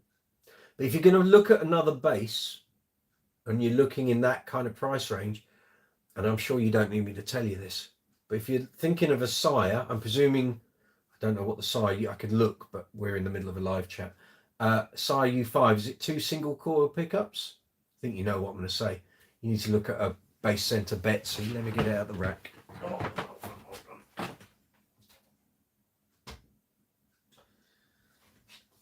So a lot of you will already know this if you've been on the channel. So this is a copy of Guy Pratt's 64 jazz bass called Betsy. And he was in a position where he's still gigging heavily. And he didn't want to take Betsy out on gigs anymore. So he got the Bass Center here in the UK to produce a copy. And it was so successful in terms of how close they got the bass that they've ended up making this part of their Bassmasters series. So essentially it's a copy of a jazz bass, 64 jazz with EMGs in, as Guy's has. Painted headstock, signature on the headstock. In burgundy mist finish. If you don't like burgundy mist, this bass is also now available in black with a white scratch plate. And they are exceptional value for what you're getting. They certainly won't break the bank, and I absolutely adore this bass. It's fabulous. And I actually reviewed it for Bass Guitar Magazine and Bass Player at London Bass Guitar Show, and I was so taken by it, I actually bought it. So it's exactly the same one I reviewed. Ebony fingerboard, basswood body, maple neck, made in Korea. I don't know if the current models are. I think they still are. Hardware's okay, does what it needs to do, but they sound absolutely superb. So if you're thinking of a sire, then also throw this into the mix, because the price really isn't that far off, and you aren't getting EMGs in a sire, that's for sure. Sean P bass, PJ, okay. I just missed a nearly new Betsy locally for 500. Well, I think brand new now, they're 650. They were 600 before we came out of lockdown. They're 650 now. But I can honestly say, if you're going to use it for gigging and you've missed the second-hand one for 500, just pay the 650, get your own one brand new. It's going to earn its money, I'll assure you of that. But they're just great, really great. Just leading up to lockdown and COVID struck, I did about 40 gigs in everything that I play with this bass, and it was great, absolutely great. So yeah, so bear that in mind, would be my advice. There we go. So there we are. Messages. No, everything's up to date. Very good. This is Mike Brooks. This is Brooks's Bass Corner, live chat number 34 on a Tuesday evening. You're very welcome. Hope you're all fine and well out there. What news have I got for you? Well, from tomorrow, YouTube will be absolutely blowing YouTube Shorts out of their very big cannon. And I've got new content going up on the Shorts front tomorrow. And there will be some more long form content going up this week. So my next kind of big long form content I'm working on, which is how to buy a bass in 2023. So when I started playing in 1987, bought my first bass in 88, that buying experience now is almost alien. It was a very, very different situation buying a musical instrument in 1988 to what it is now. So the whole video is going to be geared around, well, it's actually going to look at all types of players. So we're going to be looking at kids who are buying their very first instrument, guys who might have a love of music but have only just taken up a bass, what they're looking for. Then guys who've been around for a while, bought various basses, what are they looking to do? And then, you know, working pros, people who've played for many years, buying a bass. How, you know, what are you going to know that you didn't know 20, 30 years ago? How I buy a bass now is very different to how I bought my first one. I didn't have a clue what I was looking at. All I knew was I wanted something that definitely had a split coil pickup in it, and anything else was a bonus. I didn't know anything other than that. And now I look at the collection, it's like, well, okay, yeah, I probably learnt a few things along the way. That's what the next long video will be. But in between that being released and the short form stuff, there will be some bass string experiment videos going up this week. And then it's a case of getting the bass reviews and the demos and the pedal reviews out there, of which there is a vast stockpile, but I just need the time to do the social media promotion properly. I saw a couple of messages pop up. Alembic Boy, nice bass. How do they sound? Are we talking the Betsy? What you'd expect a jazz to sound like with EMGs. Very punchy, plenty of detail, lots of power. Mid-range is good, not too scooped. But the ebony fingerboard is the real winner. It just gives the notes a real focus.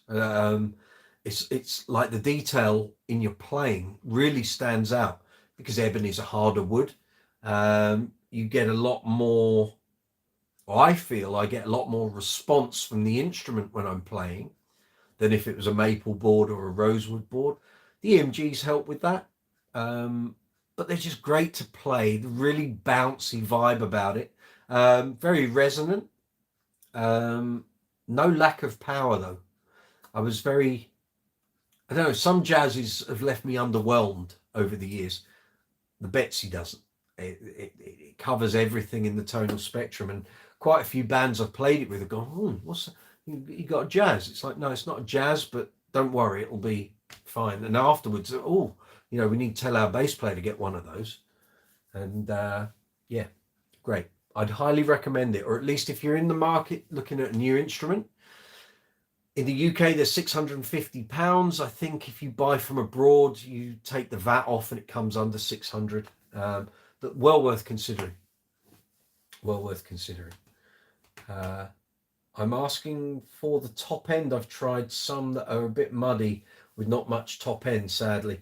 Well, this doesn't lack in that. So if you're of a slapping persuasion with EMGs, okay, so they're active EMGs, but it's not an active EQ. So you're still volume, tone, but there is certainly no loss of clarity or brightness. If you want to check out how they sound, there is a review video and a demo, soundbite demo here on the channel.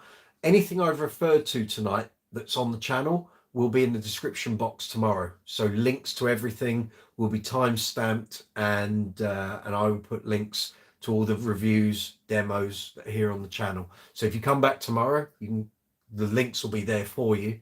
If you want to check yourself, just drop down in the Brooks's Bass Corner, or you can even just use the search facility in YouTube. Just type Guy Pratt Betsy bass review or soundbite demo. My videos will pop up. You can check it out. By the way, I should also mention, if you buy the bass new from the Bass Center, it comes with Bass Center Elite strings. My bass is strung up with Rotosound Swing Bass 66. A little bit different sounding, my personal preference. So if they sound really harsh and biting, you can change the strings. Okay. Lewis, my first bass guitar purchase was a nightmare. We've all been there. 14 bad frets out of 24, $550 down to 220 out the door. Yeah, my first two basses. My first one was a Marlin Sidewinder in black sparkle. So here in the UK, mid to late 80s, Marlin were one of the cheaper brands, around sort of 100, 130 pounds. It got many of us that wanted to become bass players out there playing. So I was playing at school, I was playing in youth bands.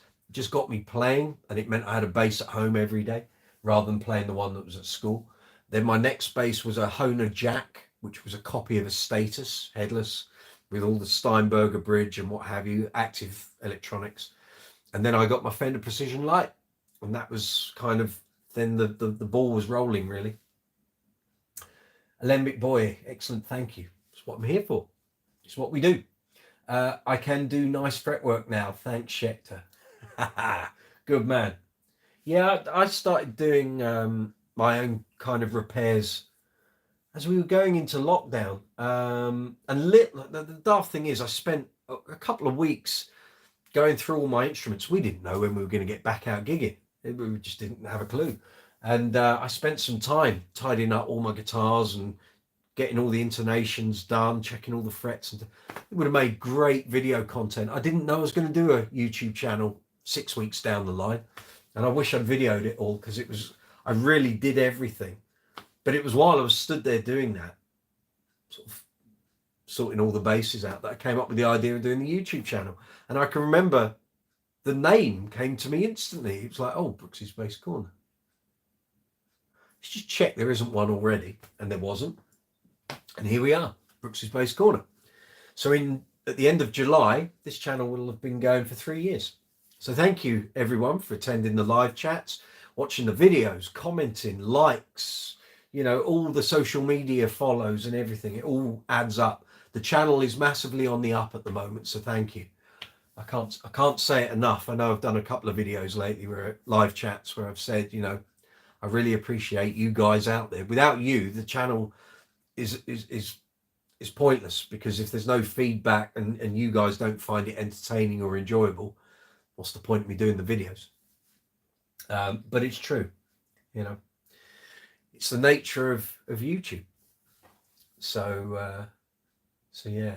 So if you got any more comments, any more questions, guys, let's have it. Now my buddy had dropped off everything he owns, so I'm getting better at luthier work. Good for you. Good for you. It's a practice thing, like anything. You know, sometimes fixing guitars, and it's, if you don't know or know what's involved, it can be a bit daunting. For years, I've always thought it was a bit of a black art, a bit like alchemy. Ooh, you know. But having stood in enough workshops and watched people do it, and I thought, there's no science to this, really. A lot of it is feel, and does it feel right? No, then it needs to drop down a bit.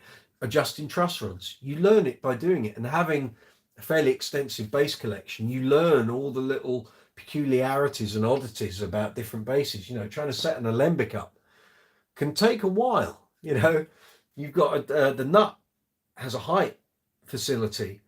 You've then got 2 truss rods. The pickups are adjusted by 4 screws, and not all the screws do the same thing. Then you've got a bridge with saddles that can't be raised. You have to raise the whole block, and it's all on a brass block, and that screw just, yeah, it can take time, but once you've done it a couple of times, it makes sense. Scott M, this was great. I've enjoyed the UK bass playing perspective. Scott, if you've got any questions, I've been doing this for 36 years. I've lived through this. I knew from the age of 6 I wanted to be a musician. I've been a bass player since I was 15. I haven't stopped. I've gigged from the moment I left university, having done a computer degree. I've been professional. I've done 4,000 gigs. So, I was 23 when I came out of uni. I'm 50 now. I've seen so much. If I put it in a book, it'll be like War and Peace. There's a lot of info. If I can offer any perspective, or you might want to ask, what was the situation in the UK like when grunge happened? I can tell you, I lived through that. And being a musician through it, that was a very odd time. All the things I liked were totally not the fashion. Mario, how hard is the transition from a 4 to a 5 string? It's as hard as you want to make it, would be my advice. I've got 4 5-string basses here, yet I haven't done a gig where I've had to use one since 2012. I occasionally will use one to keep my hand in. But if you're going to do it and you're going to gig with it, you've got to put in the practice. And my easiest way of practicing was generally when I play, I move my thumb across the strings as I'm playing. So I'm damping the low B, but as I'm moving like across from E to A to D to G, my thumb is going to the string above the one I'm playing. So I'm constantly muting. So it was very easy when I started playing 5 strings that I was going to mute the low B with my thumb. And basically I can reach the E, A, D, G without having to move that. So in order to build your confidence up, get used to the physical dimensions of a 5-string neck by just playing it as a 4. Forget the low B. Don't even go there. Get used to that bigger, broader neck that your thumb's going to be stretching a lot more. And just get used to the feel. And do that at home. Sit there watching the telly, not actually playing anything musical, but get used to the physical dimensions, the string spacing, the action. And then once you start to build up some fluidity and you kind of think, oh, okay, well, kind of got this, then throw the low B in. Now, first, you're going to have moments where you play that low B thinking that's a low E, but it will come. But you have to persist with it. No one ever went from a 4 to a 5 without making a fluff. That's for sure. And I've done it on a gig where I've gone, I've completely forgotten I'm playing a 5, and it's the low B, thinking it's the E. So what I needed to hit was the 5th fret on the B, and I didn't. I played it as an open string. Like, you idiot, what did you do that for? But it's a practice thing. So it's as hard or as easy as you want to make it. If you've got the time to invest and do it properly, you'll reap the rewards, really. I know there are players who've said if you go from 4 to 5, you don't want to keep switching back. I've never found a problem with that. That's just them and their lazy thinking. And a lot of 5-string players that I know won't even consider playing a 4 anymore. Well, to be honest, I do the bulk of my playing on a 4, either because it sounds better or it's what I prefer to use. If I need to play a 5, great, I'll do that. But if it's about copying synth bass lines and stuff like that, a lot of the time, let the synth player do it or the keys player do it. It's going to sound better. It's got better note definition. But depends what you know, are you going to be out gigging with a 5, Mario, or is it just for home? If it's just for home, then only you're ever going to hear the mistakes. So, you know, get one and play on, sir. You know, if you're going to be out gigging, then do your homework, you know, practice daily and just get used to that change. Get your right hand used to skipping across the strings, because that's what you're going to be doing. And now you've got 5 strings and a different string spacing. Get used to it. Familiarity. That's any bass. Get familiar with your bass, with the dimensions, you know, size, where everything is, geography. Lewis, after growing up restoring cars, this is much more pleasant work. Agreed. You and me both. I hate cars. I can't stand cars. I drive a car for necessity. I have no interest in cars whatsoever. Scott M, I'm at 30 years experience, so you're ahead of me a little. Just the way it is. I can't change that. Lewis, I'm a newbie, just have massive audio experience. I'm having a blast at 50, hooked for life. The joy of bass playing, guys. The joy of bass playing. Scott, when going to a 5-string and double check the scale length, absolutely. Are you doing 34 or are you doing 35?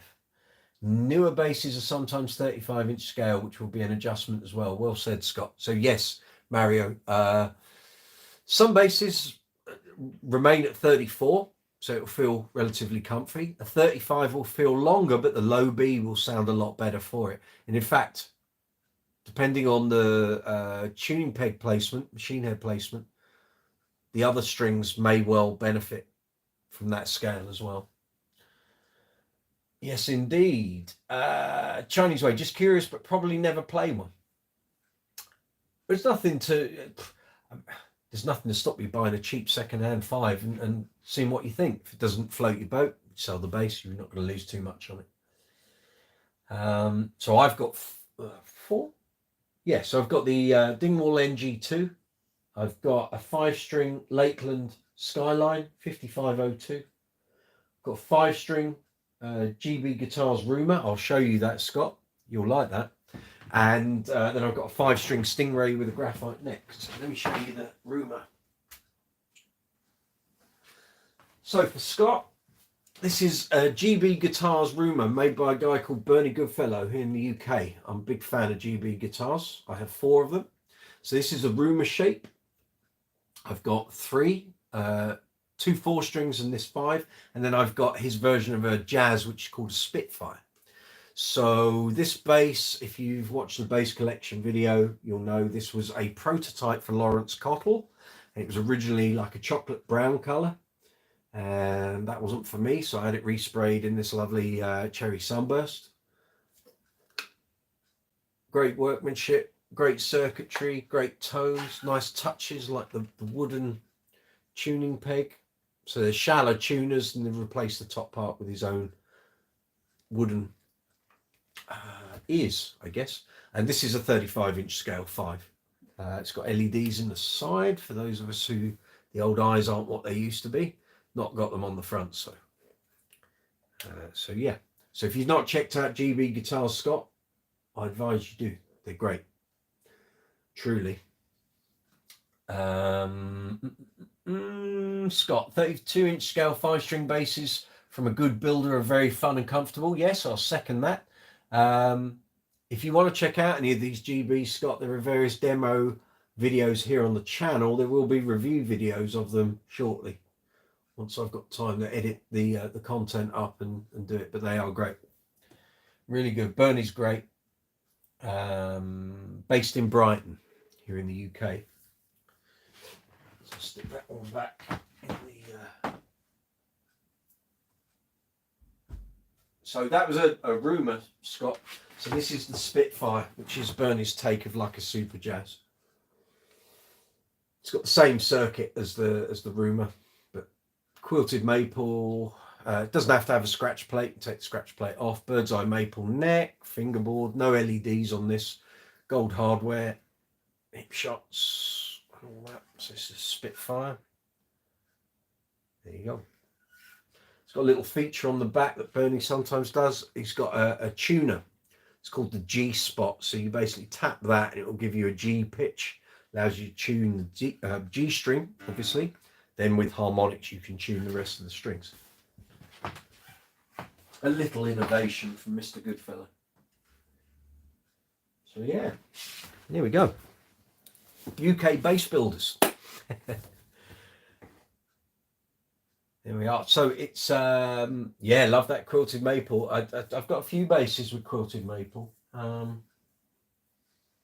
Yeah, always eye-catching. No matter what finish or colour you put with it, it always stands out. Looks great. So it's 10 past 10. We've been going for 2 hours and 10 minutes here on Live Chat 34. This is Brooks's Bass Corner. We're talking basses, amps, guitars, basses, amps, speakers, bass effects, bass accessories, great bass players, bands with great bass players, albums with great bass lines. If your gear's not working, your auditions coming up, you want to make your pedal board sound as good as possible, ask us. We might be able to help you. Put any comments or questions in the live chat window. If you're on the mobile app, it's below this video window. If you're on the desktop version, it's that way. And as soon as I see a message pop up, I will deal with it. If you want to make any financial contributions to the channel, you don't have to. It's free. We've had quite a few this evening. I'll say once again, thank you to everyone that's donated to the channel. I really appreciate it. That will help do a load of stuff with the channel. In order to do that, you can do it in a number of ways. At the bottom of the chat window, there's an emoji icon. Use the emojis as you wish, guys. Fill your boots. That's all good. There's a dollar symbol. That's called Super Chat. Click on that. You can make a financial donation to the channel. Anything, small, big, in between, anything is wonderful. Thank you in advance. If you don't want to do Super Chat, underneath every video here on the channel, you'll see a series of icons. So you've got thumbs up, thumbs down, you've got a share icon, save icon. You'll see a love heart with a dollar symbol in it. That's called Super Thanks. You'll also see that on YouTube Shorts as well. A lot of people have been saying, what's that love heart with a dollar symbol? It allows you to donate to the creator and the channel. So if you're enjoying the content on my channel or any other YouTube creator, if they're monetized, you can donate and say thank you. I really enjoyed your video, or enjoy your content, or I like the live chats you do. It's all good. There's also affiliate links to retailers in the description box. So if you're looking to buy a new bass, amp, pedals, gig bags, strings, strap, leads, CDs, some of the t-shirts I wear here on the channel, I've put links up. So some, like with the bass collection video, I've had loads of people asking, where did you get that print shirt? It's called the Borealis print symbol t-shirt. And I've been able to put up a link for them to go and buy that same t-shirt. So there are links to all those in the affiliate links. So if you go through and make a purchase and the transaction completes and the item gets delivered to you, the channel receives an affiliate payment, an affiliate commission. It's not very much, pennies, cents. If it's like a $300 base, we might get $1. That's how it works. But the idea is all those purchases go into the melting pot, and once or twice a year, I might get a payment from that retailer. That just helps keep the channel going. There will be merchandise up hopefully by the end of this week. I know I intimated it last week. It would be ready for this week. It isn't, because I've had so many other things in life to do. But there should be merchandise going up later on this week, and you will see it. It will be I'm guessing it's called a storefront. So it will be basically sat on the channel below the videos, and it will allow you to buy t-shirts, hoodies, mouse mats, mugs, bags, who knows? Until I get my my retailer sorted, I don't know what items I'm going to have available, but that will be appearing very soon. So where are we? Two and a quarter hours. Oh, here we go. Saw a couple of messages appear. Just bear with me. Has the UK gotten any of the brand new Mark-based stuff? I don't know. And the reason I say that is because I now don't work for Bass Guitar Magazine or Bass Player, so I've had nothing through for review. I know the distributor, I can ask, but generally I'm not a Mark bass user. I don't have any of their equipment here, so it's not the sort of stuff I go out to retailers and have a look at. And I'm so amped up with Aguilar and all the other gear I've got here, I don't really have any need for it. The best thing to do would be have a look, Scott, on Bass Direct's website here in the UK, Guitar and PMT. Maybe also the Bass Gallery in Camden, and you'll be able to see what stuff they've currently got in stock. Bass Direct's pretty good because they usually carry everything as it comes out from Mark Bass. So, Blame Lewis, do you gig the Sheehan basses at all? I did. I used it on a couple of my old cover band gigs when I first got it, but I haven't used it on gigs for a while. And I really wanted to use it on a couple of like rock covers gigs with a stereo setup, and it's just never transpired, really. Either I've got other basses that I'll prefer, or doing the stereo setup means taking all the gear out. And I'm not using backline all that often at the moment. But if the right gig came along and I thought I need to use that, then yeah, I would. I have no problem using any of my basses for any gigs. I'll make it work somehow. But it has done. It did a few. I think it did about 4 or 5. Loved it. But it wasn't great for when you get to the slap section in Call Me Al. That was the one time it was like, nah, that don't work in that song, does it? It did the rest of the song okay, but yeah, that little slap section, nah, wasn't cutting the mustard. Sean P. Bass, last question. It never has to be. Sean, you keep asking the questions, mate. I'm quite happy to help. When you were writing for Bass Mag, was that your main income as a journalist? No. No way. No. I was so I started writing for Bass Guitar Magazine in early 2004, and I wrote for the mag right up until the point it changed into being Bass Player. So that was August 2020 when we were in lockdown, and then because the two magazines had been running parallel since October 2018, October 2018, and then we carried on the same writing team as Bass Player through until August, September last year, when it stopped being a paper-based publication. So no, it wasn't my main income. No. No, I was heavily gigging at that point. I was probably doing about 175, 180 gigs a year.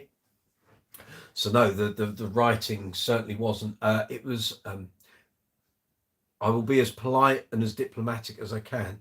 The writing money was a pittance. And it went up very slowly and very gradually. But it was never enough that you could class that as your main income.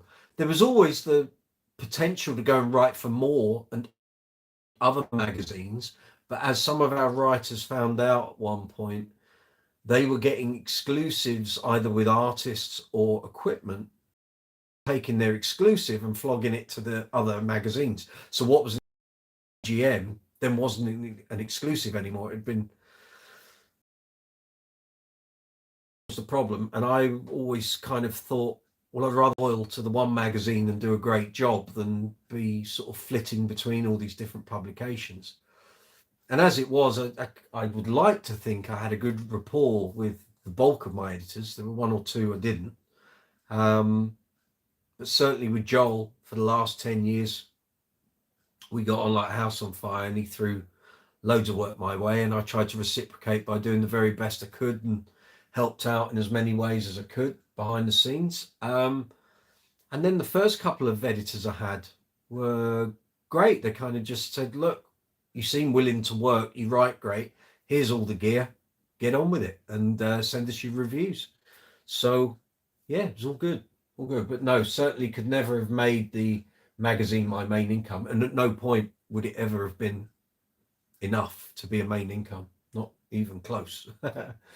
Not for me. Not as a freelance writer. No. If you have more questions about that stuff, as long as it's not going to get me or anyone else into trouble, I'm more than happy to answer those. Blameless. I took lessons with Joe Hubbard. Very good. Lucky boy. Years ago. And he was telling me he had a terrible job getting paid by Guitarist magazine for his column. I'm presuming years ago, then that was the thing he did for Guitarist, not the column he did with us. He would always have got paid with us on the nose. Our magazine, certainly when it was with Blaze and Future Publishing, payments were every month. Bass Player Mag was the best. It was the standard by which we ranked ourselves. And I have to say though, Scott, I'll be very honest, it really was going downhill in the mid sort of 2010s, around about sort of 2014, 2015. I remember looking at the Bass Player issue. John Taylor did an interview in 2015 on the back of Duran's Paper Gods album. He did an interview with me for our mag, and our mag at that time was still sizable. The Bass Player issue was like a pamphlet. There was about 35, 40 pages in it. It was a joke. And I remember saying to my editor, this is what we're up against. I said, no, this is not the magazine it once was. And it's very fortunate a while ago during lockdown to have a complete set of all of the Bass Player magazines here in my office. I was scanning front covers and stuff as we transitioned from one magazine to the other.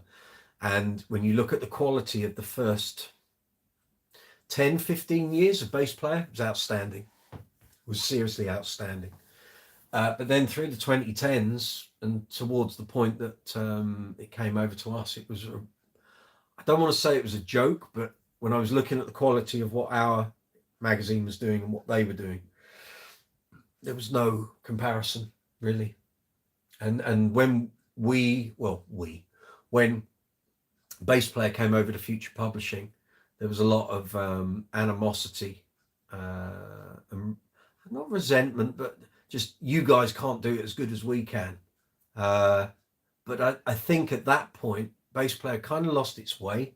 It become a slave to promotion and advertorial work, and it just wasn't the standard bearer anymore. That's how I saw it anyway, just as a bass player, not as the fact that we were writing for a competing magazine. When I'd go into our WH Smiths in the town here and look at a copy of Bass Player, it was like, this is a real pale imitation of what this magazine once was.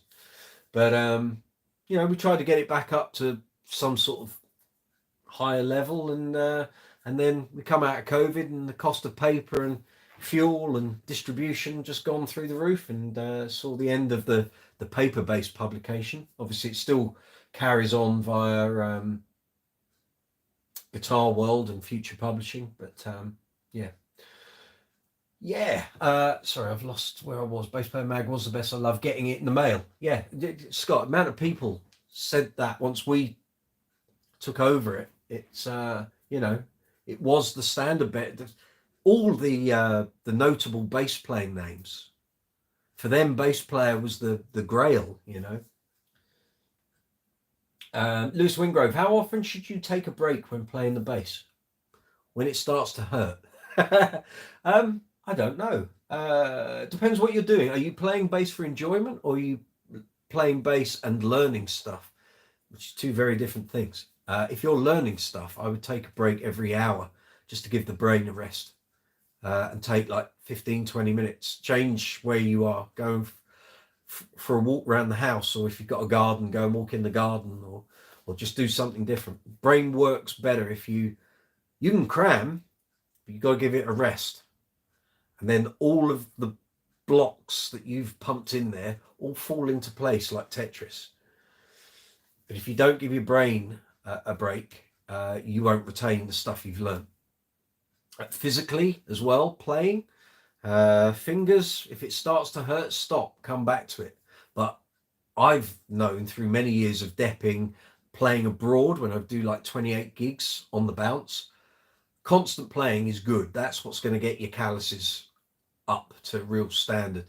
But if you're like if you do a couple of nights really sort of digging in, you're going to get to about fourth or fifth night, your fingers are going to hurt. Well, if you can have a day off, if you're going to be doing another gig, then just pace yourself. There's no one gets a prize for playing the bass string the hardest. Okay, just if you really dig in, maybe one night don't dig in so hard. Maybe drop your action a little bit, make it easier for yourself. But building your calluses up is the priority. Scott M, I got to take my bass playing 14-year-old son to see meet Victor Wooten last week. Lucky boy. Victor was playing with the Virginia Symphony and it was fantastic. I've heard some reviews of some of, whether it was one show or some shows, and yeah, good reports. Well done. You're a good dad. Well done. Blame Lewis. No, it was Guitarist Magazine. Okay, yeah, so that would have been when Joe used to write in the 90s, I think, 80s and 90s. Scott M, I really miss all the bass mags. Miss those good old days. Bass player was great. I have here every issue of Bass Guitar Magazine. I've got all of our issues of Bass Player since we took over, and there on my shelf I have every issue of Bassist Magazine, which was a magazine here in the UK which came out of Guitarist and ran from 1994 up to 2000, and that was kind of the pre-runner template, if you like, for what Bass Guitar Magazine became. And I feel very fortunate. I had a nice conversation position with the former editor of Bassist, Gibson Keddy, Evelyn Gibson, if you're out there, and Roger Newell. Unfortunately, Roger died, I think, while we were in lockdown. Roger was basically my blueprint for how to write bass reviews. Roger's reviews in Guitarist, then Bassist, and then back to Guitarist were the gold standard for me, and I told him so. And when he said, "Oh, I really love what you do with Bass Guitar Magazine," I said, "You're the guy I model my writing style on. So, you know, if you like what I'm doing, that's because I loved what you did." And that informed me on how to write really good review content, to the point, succinct, no flannel, with well-made points that were backed up. And I think he was quite, "Oh, I didn't realize I had that sort of impact." I said, "Oh, you did. Don't worry, you did." Let's have a look. Where are we? Blame Lewis. Bass player was great. Yes. I remember a double interview with Mark King and Pino one time. Fantastic article. Yeah, that was around 92, I think. 92. Yeah. Yeah, it was a very good issue, that one. The Brits were coming. I'm joking. But yes, that was a very good issue. And it broke down both of their rigs. So you could see, I always love that in bass playing when they give you a player's rig breakdown and you could see what was in the racks. Great. Really great. I think Billy Sheehan's one took 4 pages. It was just like the rack mounts was like, through this and then that compressor and then this relay and that crossover and and it was just like, really? Okay. Not going to be replicating that rig, that's for sure. So who have we still got with us? I can see 9 people, I think, still on here. Let's have a roll call. I think we've still got Scott. I think we've still got Blame Lewis. Sean P. Bass, you still out there? Have you disappeared? Stacey, you still with us? David Gill, you still there? Mario, you still there? But anyway, thank you very much, everyone, for attending. Really enjoyed tonight. That's great. Great messages. Well done, gang. I think we solved a few problems people have as well, which is I love that. KCC base. Hey, present and correct. Hope you're well, Kev. Thank you for the chat on base chat, by the way. That was great. Yeah. Yes, we are of a certain vintage, aren't we? We both play for ABBA tributes. So yeah. Fanfret Steve, still here. Fabulous. Lewis, yes, good. Scott M, very interesting topics. Thank you. Stacey's here. Good. Excellent. I'm always very happy talking about anything to do with the mag. As long as I'm not getting in trouble and no one else is, it's great. It was quite an experience doing that for 18 years. And if you told me before I did it that you're going to do it and you're going to do it for 18 years, I wouldn't have believed you. It was just very good timing on my part, and also the fact that Bass Guitar Magazine came out when it did. So it started at I think kind of March 2002, or maybe a week, a month or two early, maybe January 2002. And my entry to it was I bought the first 2 years were quarterly, as I recall. And I think I bought the 4th issue. So that would have been the one at the end of 2002. It was the John Entwistle tribute mag.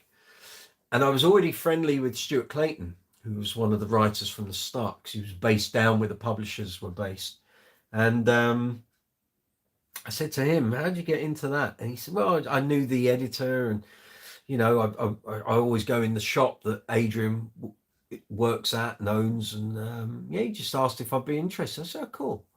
I said, well, look, if ever something comes up, let me know. Now, when you say those things, it's never any indication that you're going to get put forward, and you don't want to be too pushy. It's like, oh, you know, give me your job. That wasn't the case, but I could write because I'd done a degree. I did A-level English. I can write pretty well.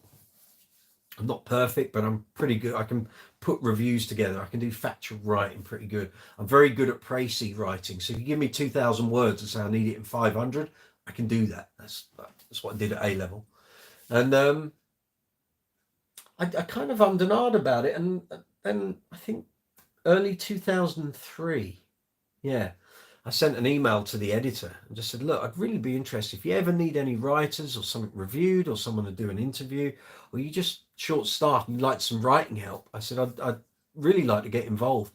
I'm a working bass player. I do this, I do that. I do these gigs. I play with these people. And that was it. I never heard anything back. Didn't get a response. Didn't get we've received your email. We'll be in touch. I got nothing. And then about 9 months later, so this would have been late 2003, early 2004, literally just an email popped in from Adrian Ashton, just said, look, hey, we got your email. I've kept you on our list. Would you be interested in doing some writing? I said, yeah, absolutely. I said, what do you need? He said, well, we're doing a feature on strings. He said, really, really a lot of fun. But it's going to be quite a sizable feature. I'm writing half of it. I need another writer to do the other half. Would you be interested? I said, yeah, sure. So he told me kind of what he wanted, and I just went ahead and did it and really sort of spent a week or two on it, sent it through. He said, perfect, fine. That's exactly what I wanted. Great. And then from that, I then started getting review stuff. It wasn't like floods of it, but it was just the odd piece now and again. So the next thing was a pedal review. Next thing after that was like gig bag essentials. And then Adrian left. Steve Harvey came on board. Steve said, I really like your writing. Can you do some review stuff for me? I said, yeah, absolutely. And then it became like a flood. It was like stuff coming through every other week. And that was it. That was the snowball up and running. And it just continued from there up until it stopped in September last year. And very good it was too. Thoroughly enjoyed it. Kev, thank you. I got the GNL. Very good. And it is hooligan. Excellent. Such great value. Great. Oh, I'm really pleased you that's worked out for you. Got it from Tony Pulio in the US. Okay. Cannot understand why the pinnacle of Leo's designs never get the props they deserve. GNLs don't. They just don't. I don't know why. But there's some really good ideas in those GNL bases. Sean, one last question. Mate, you can ask as many questions as you want. The worst bit about Bass Mag was the music scripture bit, as I don't read music. I also have that 2004 Mag Whistle. Well, yeah, you see, a lot of people bought the mag for the theory part. A lot of people don't.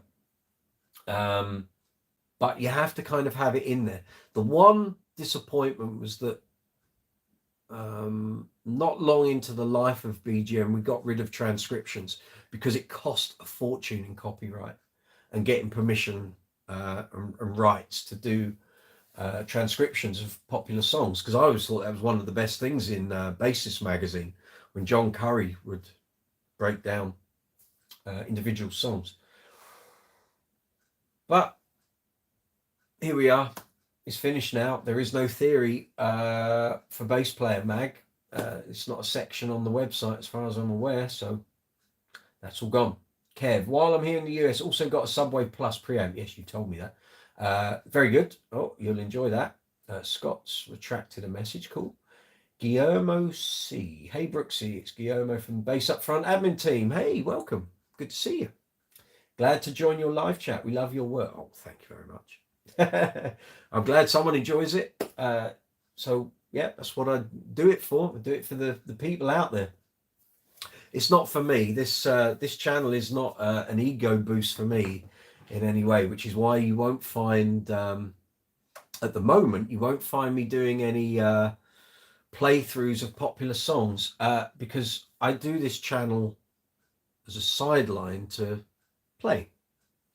And I cannot risk losing this channel due to copyright claims and copyright strikes. And the problem of doing playthrough of famous songs written by other people, is you don't know which one's going to incite a copyright claim or a copyright strike. You get 3 strikes, your channel gets deleted. There's no ifs, ands, or buts. It's gone. And as an example, I did an impromptu live chat just before Christmas when I was on an Uncle Funk gig. We did a short preamble while we were doing sound check, and then I did another impromptu live chat while we were in the changing room waiting to go on before we all got changed and stuff. In the background was music, you know, before the show, and that was what was playing in the venue hall. This was being picked up by the microphone on the camera. The following day, when I came in to check that video was up and it streamed and what have you, there's a copyright claim. And I now have to share half of the profits of that video, or the advertising revenue, with the writer of Love Train by the OJs. I didn't even know the microphone was picking any of that up, but the YouTube algorithm did. So now, yeah, anything from that video, which will be negligible because it was a short video and it doesn't get many views anyway, I have to pay, or half of it goes to that copyright owner. So, as I was saying, this channel isn't like an ego boost for me to stand there and go, hey, aren't I a great player? It's more about an extension of what I've done for the bass magazines in terms of reviews, factual stuff, tips, advice, kind of what we do here on the live chat. But it's also, you know, my whole premise when I set the channel up was that I was very aware we might not have got out of lockdown, and yet people want to buy instruments. They can't go to a shop and try anything. Now, if you're going to lay down £3,000 on an alembic, say, second-hand one, you want to know how that thing plays and how it sounds, rather than buying blind and it's not quite what you want. So the whole premise of this channel was actually to create a library of demos, reviews, sound bites for people to refer to. And what I realized very quickly is you can't sustain a YouTube channel just doing that. There's not enough sort of meat and content for someone just to refer to it for soundbite demos. And also you kind of need to get involved. Certainly in a music channel, instrument channel, you can't just be faceless all the time. You can do it to a degree, but you can't do it all the time. So that wasn't going to work. And I realized you're going to have to broaden the expanse of what this channel can do and offer. Well, as far as I'm concerned, this channel is going to be around for the next 20, 25 years, fingers crossed, everything being as it should be. But what I want to try and do is give you stuff that's there for reference, might be educational, advice, help people out who, you know, young bass players. When I was 20, 21, 22, 23, starting to make my mark on this this musical road, I didn't have YouTube and a million players to talk to and get advice from. You had to learn it by doing it. Well, a lot of those situations, and certainly gigging situations, now don't exist. A lot of venues for bands to play and kids to play at, they aren't there. You're not going to learn that groundwork. So, you know, as we've had on here, people asking questions tonight, if I can help because of my experience, or, you know, if you got a problem with your bass and you've just done a gig and you got a gig tomorrow and it's not working, I might be able to help you. I might actually have gone through it. You know, my hack for, I'm trying to see if I got a, don't have a shallow strap. Oh, no, the strap locks I have in here are out there. So my hack for using shallow strap locks, rather than setting it up the way shallow tell you to, and how everyone always has with the washer and then the screw over the top and the strap lock is always on the strap, I learned by my bass falling off a strap with the shallow strap lock all done up as it should be, was get rid of the top screw, throw that away, get rid of the washer, throw that away, take the locking clamp bit off of the strap, put the strap on the button, put the strap lock back over the top. It won't come off. I only learnt that by it happening to me. Now, shallow in recent years have addressed that problem. It took them 25 years to do it since it happened to me. So, you know, things like that, you just learn. You know, the old red rubber washers that you get on Grolsch bottles, you haven't got any strap locks, they'll do the job. Again, you only learn it in that situation. So if I can help people in that way, that's what I'm here for. And doing things like the bass collection video, it was a bit a flight of fancy. I didn't know it was going to work. Thankfully it has. But also I've had loads of people messaging going, I didn't know about that. I didn't know that bass. I didn't know that was the story behind why they were developed and they came up with it. Well, no, because you wouldn't. Certainly if you're younger than me and you didn't grow up through that, you wouldn't have known. And a lot of these basses that were around in the 80s and 90s have disappeared off the face of the planet. I grew up through that. So, you know, things like the T-bass, the original T-bass, I've put the original review that was in Bassist magazine up on that collection video. You can see it. That was the exclusive review of those basses. But there's only 15 of them. There's only 15 fours and 15 fives. So yeah, blame Lewis. Lee Sly's Mr. Copyright Strike. But Lee has a much bigger subscriber base than I've got. Lee won't, what was it? He won't go short of bread on the table, put it that way. I'm a much smaller channel, but again, I can't risk copyright claims and copyright strikes. I would love to do play-alongs, but I just don't know what songs are safe, what ones aren't, and I just don't want to lose the channel. I've taken, as I said, 2.5, well, it'll be 3 years at the end of July to build this up. I'm not losing it just to stand there and me prancing around with a bass, playing along to a famous song. That's not what I'm about. You can come to a gig, you want to see me do that. And that's also on the bass string experiment videos, when I include footage of the gigs that, you know, for that gig. I can't include the audio. I'd love to be able to let you hear the audio of Uncle Funk playing at various festivals. We sound great. We are really good. But I can't risk that I'm going to get copyright strikes and copyright claims because we're playing famous disco songs, you know.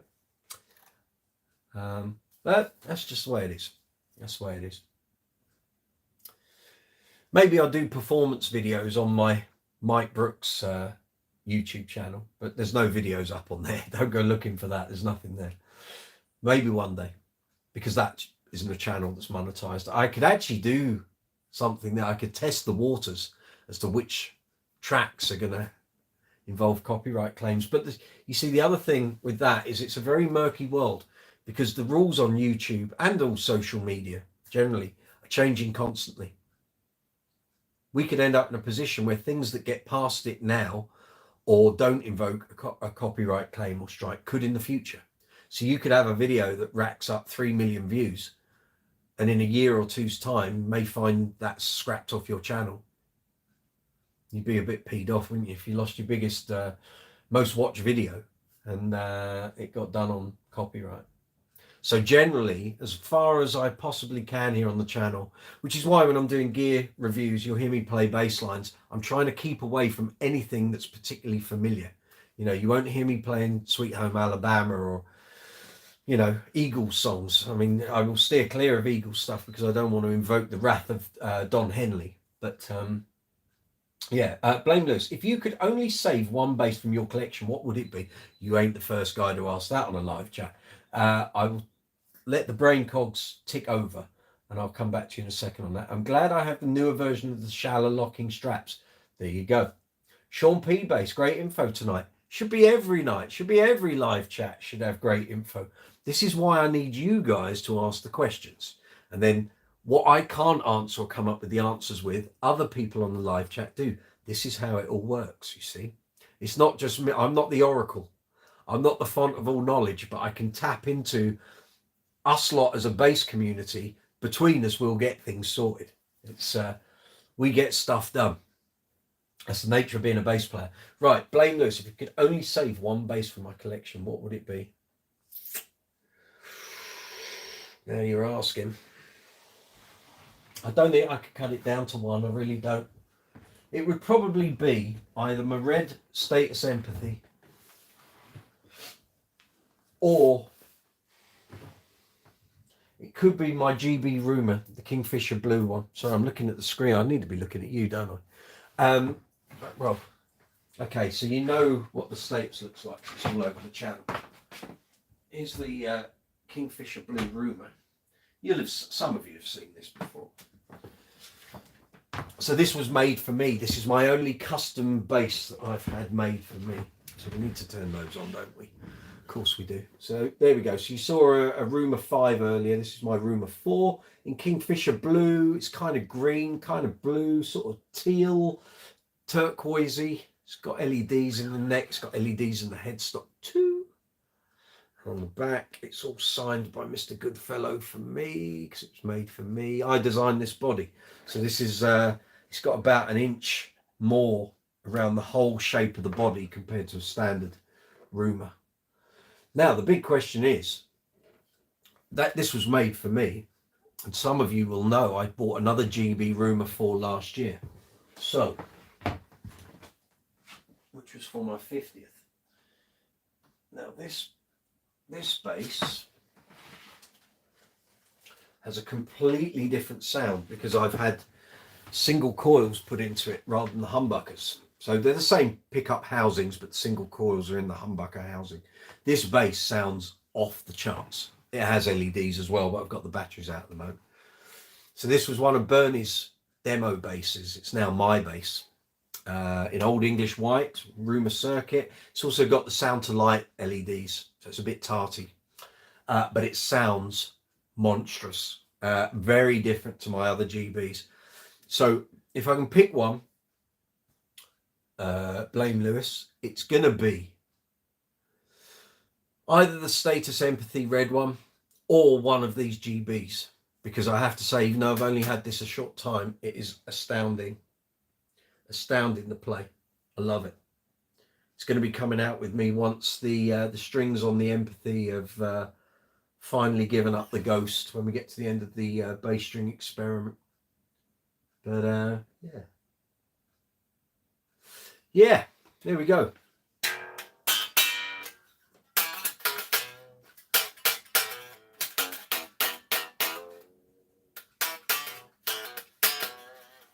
But they're great. Highly recommend them if you've never played a GB. Track one down. They don't come up all that often. They used to, but not so much these days. But great basses. And who doesn't want an 18 dB boost and cut on their EQ?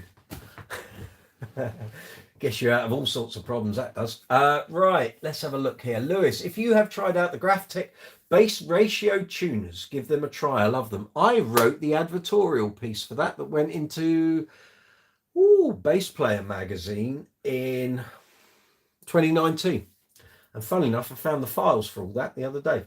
Yeah, I'm well aware of Graphtec bass ratio tuners. Very good. Very good. Blame Lewis, that is beautiful. Well, I scrub up all right, you know. David Suitkin, good evening, sir. Good to see you. Nice bass brother. We'll do a phone call at some point, aren't we? So you let me know when you're free. I'm around this weekend if you want to do it the weekend. Tony's in the hands. Hallelujah, jazz hands. Woo. Yep. Perfect colour and finish, Lewis. Which one? The Kingfisher blue or the white one? Can't beat a white bass. No, sir. Everyone will know where you are on stage. Yes, we are. Yes, we are. Well, as and when you're ready, sir, it's fine. I've got, I'm kind of free most of this weekend, all through next week. And then I've got my first gig back with Uncle Funk is on Friday, Saturday, the 11th of February. So if you want to fit one in before then, that's cool. Call you this weekend. Yeah, cool. No worries. Just let me know which day, which time. And don't forget, 5-hour difference, okay? Excellent. Look forward to that, sir. So we're coming up on 3 hours. Well done, gang. That's quite an achievement. The record on here is about 3 hours and 20, but I'm not sure we'll be able to string it out for that long. Scott, the white bass. Yes, white GBs. Can't go wrong with a white GB. And actually, let me show you the plate. There's a plate that came with that bass. I tend not to be a great fan of plates if I can not have to have them, but this is the plate that came with that bass. So it's like snakeskin. Imagine that on the white. Looks great, but I'm actually going to be having a new plate done because the guitarist in Uncle Funk has just had a white guitar built. You know where this is going. So he had a new red tortoiseshell plate, but it's quite outstanding. It's got light really light tones and orange in it, and it looks fab. I'm going to get in touch with the guy that built his guitar and say, I want you to make that in the same, so get another blank as per that tortoise shell and cut it to that, and then basically that will be going on that white bass. So basically the bass player and guitar player in Uncle Funk will have identical looking instruments pretty much, and for people that are OCD, it will look great because I stand on the left. Well, for us looking out the audience, I'm on the left. Audience is right, and I'm right-handed. Guitarist is the opposite. He's on the other side, and he's left-handed. So my guitar neck goes that way, and his one goes that way. So keeping all the OCD audience members very happy. So yeah. So that'd be good. So yes, new plate incoming. Once I've got that and I've put it on, I'll let you see. Great. Scott, the white bass. Okay, that's cool too. Stacy, wicked plate. Yeah. I took it off literally the day I got it because I just like white basses. You know, I like a white Spectre, I like a white Kubicki. What do I want a plate on it for? But I am quite aware that that white one is Old English white. If I don't have the plate on it and I'm going to use it for Uncle Funk gigs, it's going to be quite a lot of slapping and plucking going on. It's going to scuff up that finish. And I don't really want to have to be getting it resprayed on a regular basis. So I don't mind mojo and wear, but on a white base, once you start going through that finish, it's not a great look. It really isn't. So I'm going to get that plate on there. Always wanted a white Lakeland Darryl Jones Jazz. White bases, mate. I'm telling you, they just look great. They do start to discolor. I mean, if I show you that GB against the white Factor I've got, that looks almost sort of yellowy cream. But it's a Kubicki. You know, they're going to go up in value. Well, they are going up in value quite a lot. I'm not going to tinker with it. It's been kept out of its case for the best part of, well, I bought it in 2001. So since we've been in this house, it's been in racks. So don't keep stuff away in cases. Keep it there so you can play it and take it out on gigs. Right, Lewis, I've had my tuners made black and chrome, black keys, chrome centers, looking sexy. Yeah, man. I know what you're saying. Stacey Ann, symmetrical. Exactly. You'll love that plate, Stacey, when it gets here, because as soon as I saw what Bobby had done for his guitar, I was like, I want that as a plate. I've had many tortoiseshell plates and basses with tortoiseshell plates, but this just looks outstanding. It's like it's got really light colors in it. Just the best tortoiseshell plate I think I've ever seen. And I just thought, right, well, you better tell me who built it, because he's obviously going to have blanks of this material. I need the same. I can't have it as a different tortoiseshell. It won't look as good as that. And I want it to be, you know, the same thing. I know what I like. So, yeah, so hopefully that will get done. Actually, I need to just contact the guy and get it done, don't I? But we're coming out of January. We haven't had any gigs, so it's all good. And I'm going to be using the Status for a while yet anyway, until those strings are sort of beyond the pale. So, yeah. So I need to do a shout out. I've done it for about an hour. I'm Mike Brooks. This is Brooks's Bass Corner. Live chat number 34, Tuesday evening. It's coming up for 11 o'clock here in London in the UK. I'm guessing that's going to be like 6 o'clock on the East Coast in America. That'll be 3 o'clock in the afternoon West Coast, I would guess. Anywhere else in the world, you can do your own calculations. I'm not the speaking clock.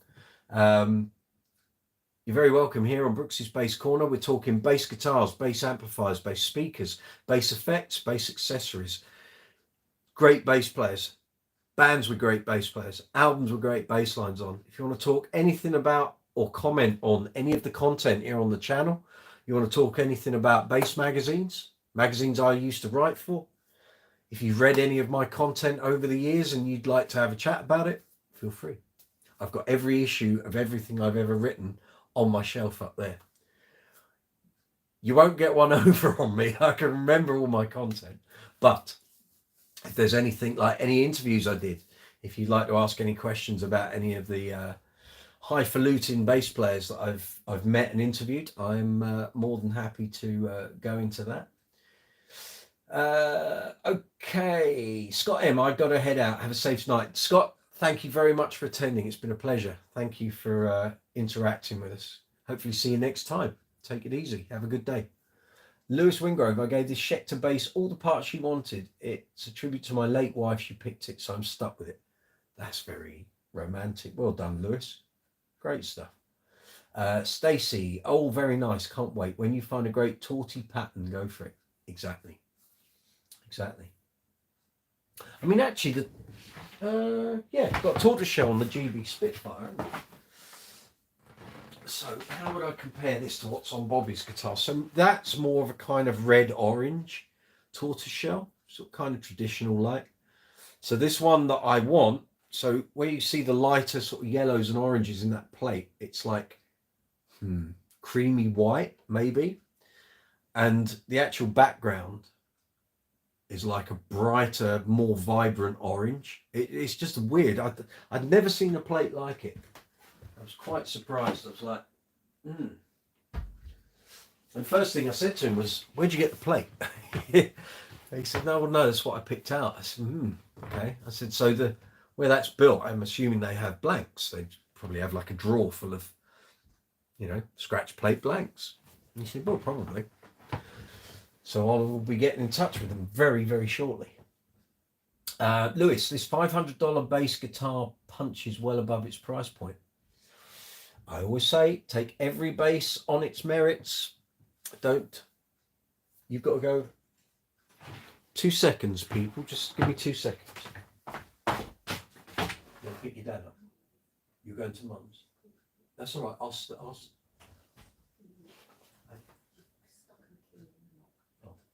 up. Yeah, okay. I'll stay up. Yeah. Okay.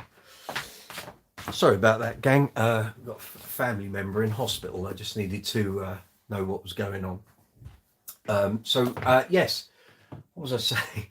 Take every bass on its merit. So a cheap bass doesn't necessarily mean it has to be a bad bass. I did a review in Bass Guitar Magazine and Bass Player in 2019. I think the review came out probably in 2020 of a classic 60s vibe Squier Jazz. Blue, kind of, don't think it was duck egg blue, maybe Daphne blue, with a tortoiseshell plate, and it was about £340. What's that? Probably about $400 to you guys in the States. And in that shop, they had multiple jazz basses, and some of them were in like 3,500. Then there were vintage basses. The vintage basses aside, because you can't really compare a 60s jazz with a 2019 Squier Jazz, not even on the same level.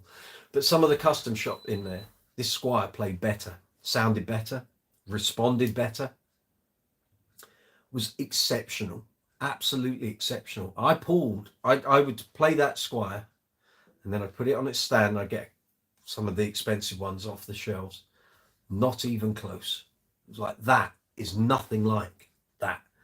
And I'd say to a couple of customers that I knew that came into the shop, a couple of the staff, turn around, I'll pick one of the basses, you tell me which bass I'm playing. They got it wrong every time.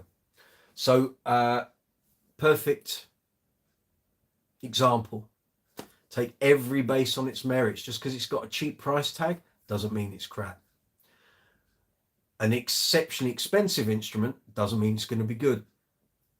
I've played £3,500 custom made by hand basses with every custom option thrown at it, and it's been, well, there was a prime example, I won't mention it, but it was so bad I couldn't get a good tone out of the thing. It had so much mid-range bark built into the character tone of the bass because of the timbers, the way it was built, construction, whatever. Didn't matter what preamp or circuit was in there, this thing was just going to be mid-range. You couldn't dial it out. You tried to do a decent slap tone, it sounded like you were playing a precision. It was clanking all over the place. So the lesson there is take every bass on its merit. Some of the best basses I've played in the past couple of years, in fact, the best cheap bass I've played, the Harley Benton Marquis basses. I actually wrote the reviews, sent them for publication for the magazine, and the magazine stopped being a paper-based publication. So I've got the reviews, but they've never been published. I did the soundbite demos that are already here on the channel. There'll be review videos for the 4 and the 5 string Marquis soon. Outstanding. When the basses came to me, they were rated at £250. I think I had a look about 6 months ago. I think they dropped in price to about £180, £190. I mean, just incredible value for money. Really were. Okay, I see a load of messages.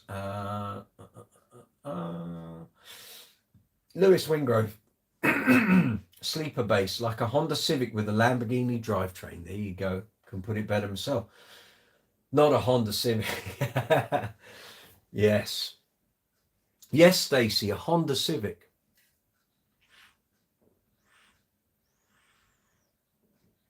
So there we go.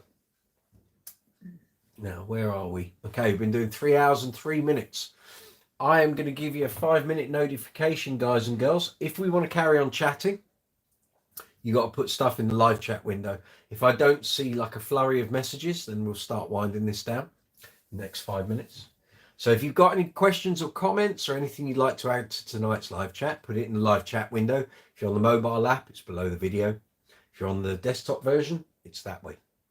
If you want to make any financial donations to the channel, you can do it via the super chat facility, which is the dollar symbol in the live chat window, or you can go via super thanks, which is a love heart with a dollar symbol, which is in the icon section underneath this video. You'll see a thumbs up, thumbs down, share icon, save, and then there's a love heart with a dollar symbol.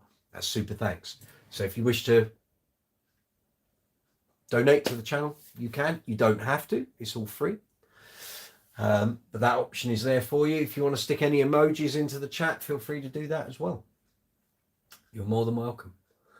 So at the moment, I don't know if we'll do a live chat next week. We might not. Let me see how much video content I can get up and out over the next few days. If there is going to be one next Tuesday, I will put it on the community tab here on YouTube. So I try to post on that as regularly as I can. It's been a bit infrequent the past few days because I've had a lot going on. So the community tab is basically YouTube's version of social media. So I post on there. You can reply to it. You can respond. It all comes up in the messages section in the YouTube studio. If you want to follow us on Facebook, Instagram, Twitter, you can. Feel free. There's going to be a load of content going up on Instagram soon. I've got to get my Instagram mojo happening. Big time. But I will post up on all the social media and the community tab if there's going to be a live chat next week. Just keep checking back. If you're subscribed to the channel, you'll get notifications. If you're not subscribed to the channel, why the hell not? Maybe you should. Hit the subscribe button. Hit the notification bell if you want notifications when I'm posting up new content, new messages.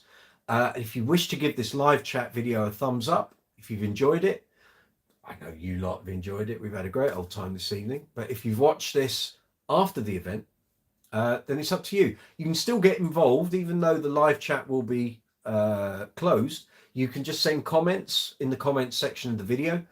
I receive those as notifications, and I'll respond to your messages as soon as I see them. Starbucks Stacey and Lewis Wingrove, with the price point under $1,200, usually made by Court in Indonesia, despite the brand. Hey, Court are doing good stuff at the moment. There's a soundbite demo on the channel of the B5 Artisan Element, which I think is from about a year ago. There's going to be a review video for that. Again, I keep saying there will be. I've got all these videos backed up, but I've got to have the time to do the social media promotion. So that's why there hasn't been like a flurry of videos out in the past week. But that will be coming. The Court stuff, I was really impressed with. And Court have been around for years. And I've reviewed bases of theirs on numerous occasions. But this most recent batch, since we come out of COVID, have been quite surprising.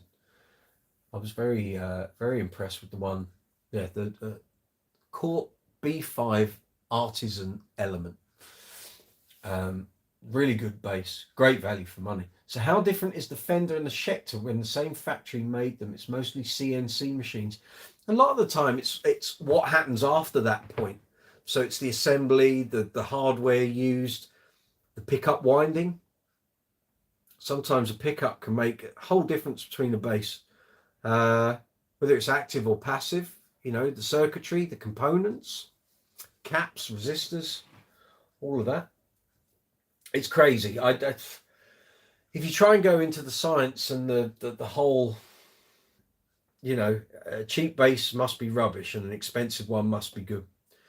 We could be debating this for days, really. And I've said this before on live chat, I paid a visit to the Warwick factory in 2016. We were doing their Warwick bass camp.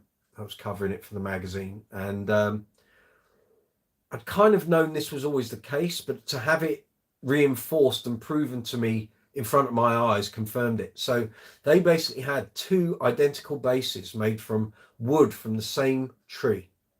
So one section was used to build one body and neck, and the section above it or below it was made to build the other. The pickups were identical, circuit was identical, hardware was identical, everything was identical as it possibly could be. They had both bases connected up to whatever they are, oscilloscopes, or whatever detects frequencies and performance of strings, and and the guy played the strings on each one, and they captured the waves and then presented them on a monitor. He then did the next bass and did the same thing. One bass was totally different to the other, and he said that is why you cannot, even with the best intentions, produce two identical instruments. It's not possible. So even within the same tree, you cannot get the same frequency performance. It's grown in the same tree. Just one part is older and the other part is younger. That's just the way it is. So, you know, I've seen many a famous player say they want two instruments that sound the same. Well, you can kind of get to a point, but it ain't going to be identical, and it never will be.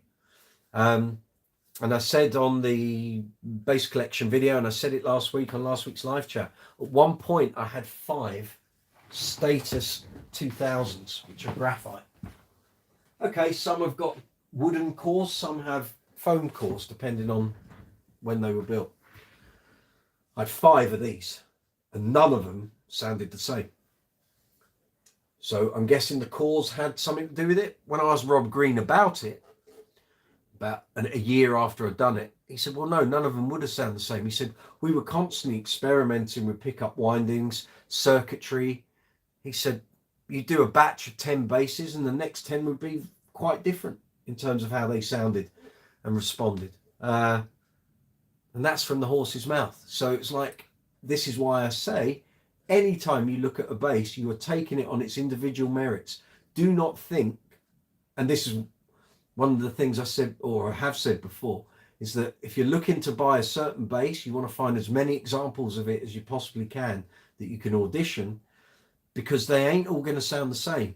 So you might be thinking you're buying one and it's going to sound like X, and it actually sounds like XY. So, you know, with a graphite instrument, okay, with a core that's either wood or foam, none of those were the same.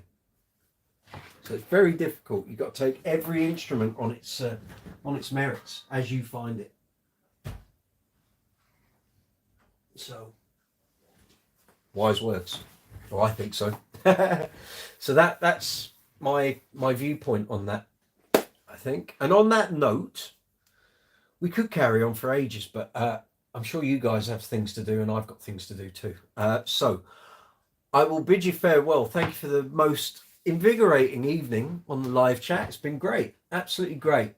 Top draw. Well done, Lewis. I think you stayed the whole distance there. Good one. Nice one. And you, Stace.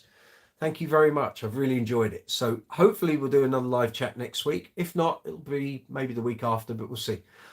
Just keep an eye on the social media and the community posts here on YouTube. As soon as I've got news for you, I'll let you know. So YouTube shorts going up tomorrow. Long form video at the weekend. We've got the how to buy a bass in 2023 video coming your way. I'm working on it. I'm doing all the recording the audio, getting all the video together, edit it together, and then I'll unleash it on you. So on that note, I'll bid you good evening, good afternoon, good morning, wherever you are in the world. Have a great day, what's left of Tuesday, unless it's Wednesday, and have a great Wednesday. And I'll see you soon. Enjoy the channel, enjoy the videos. Feel free to communicate. I'll respond whenever you send a message. And before I go, Lewis, you just put one more message. I'm a sick man. I enjoy taking active pickups to passive pickups. Okay, no cheap pots and some decent pickups, plus my wire manufacturer needs lessening wire quality. Well done, sir. Well done. Thank you for staying the course. I appreciate it. Have a great day.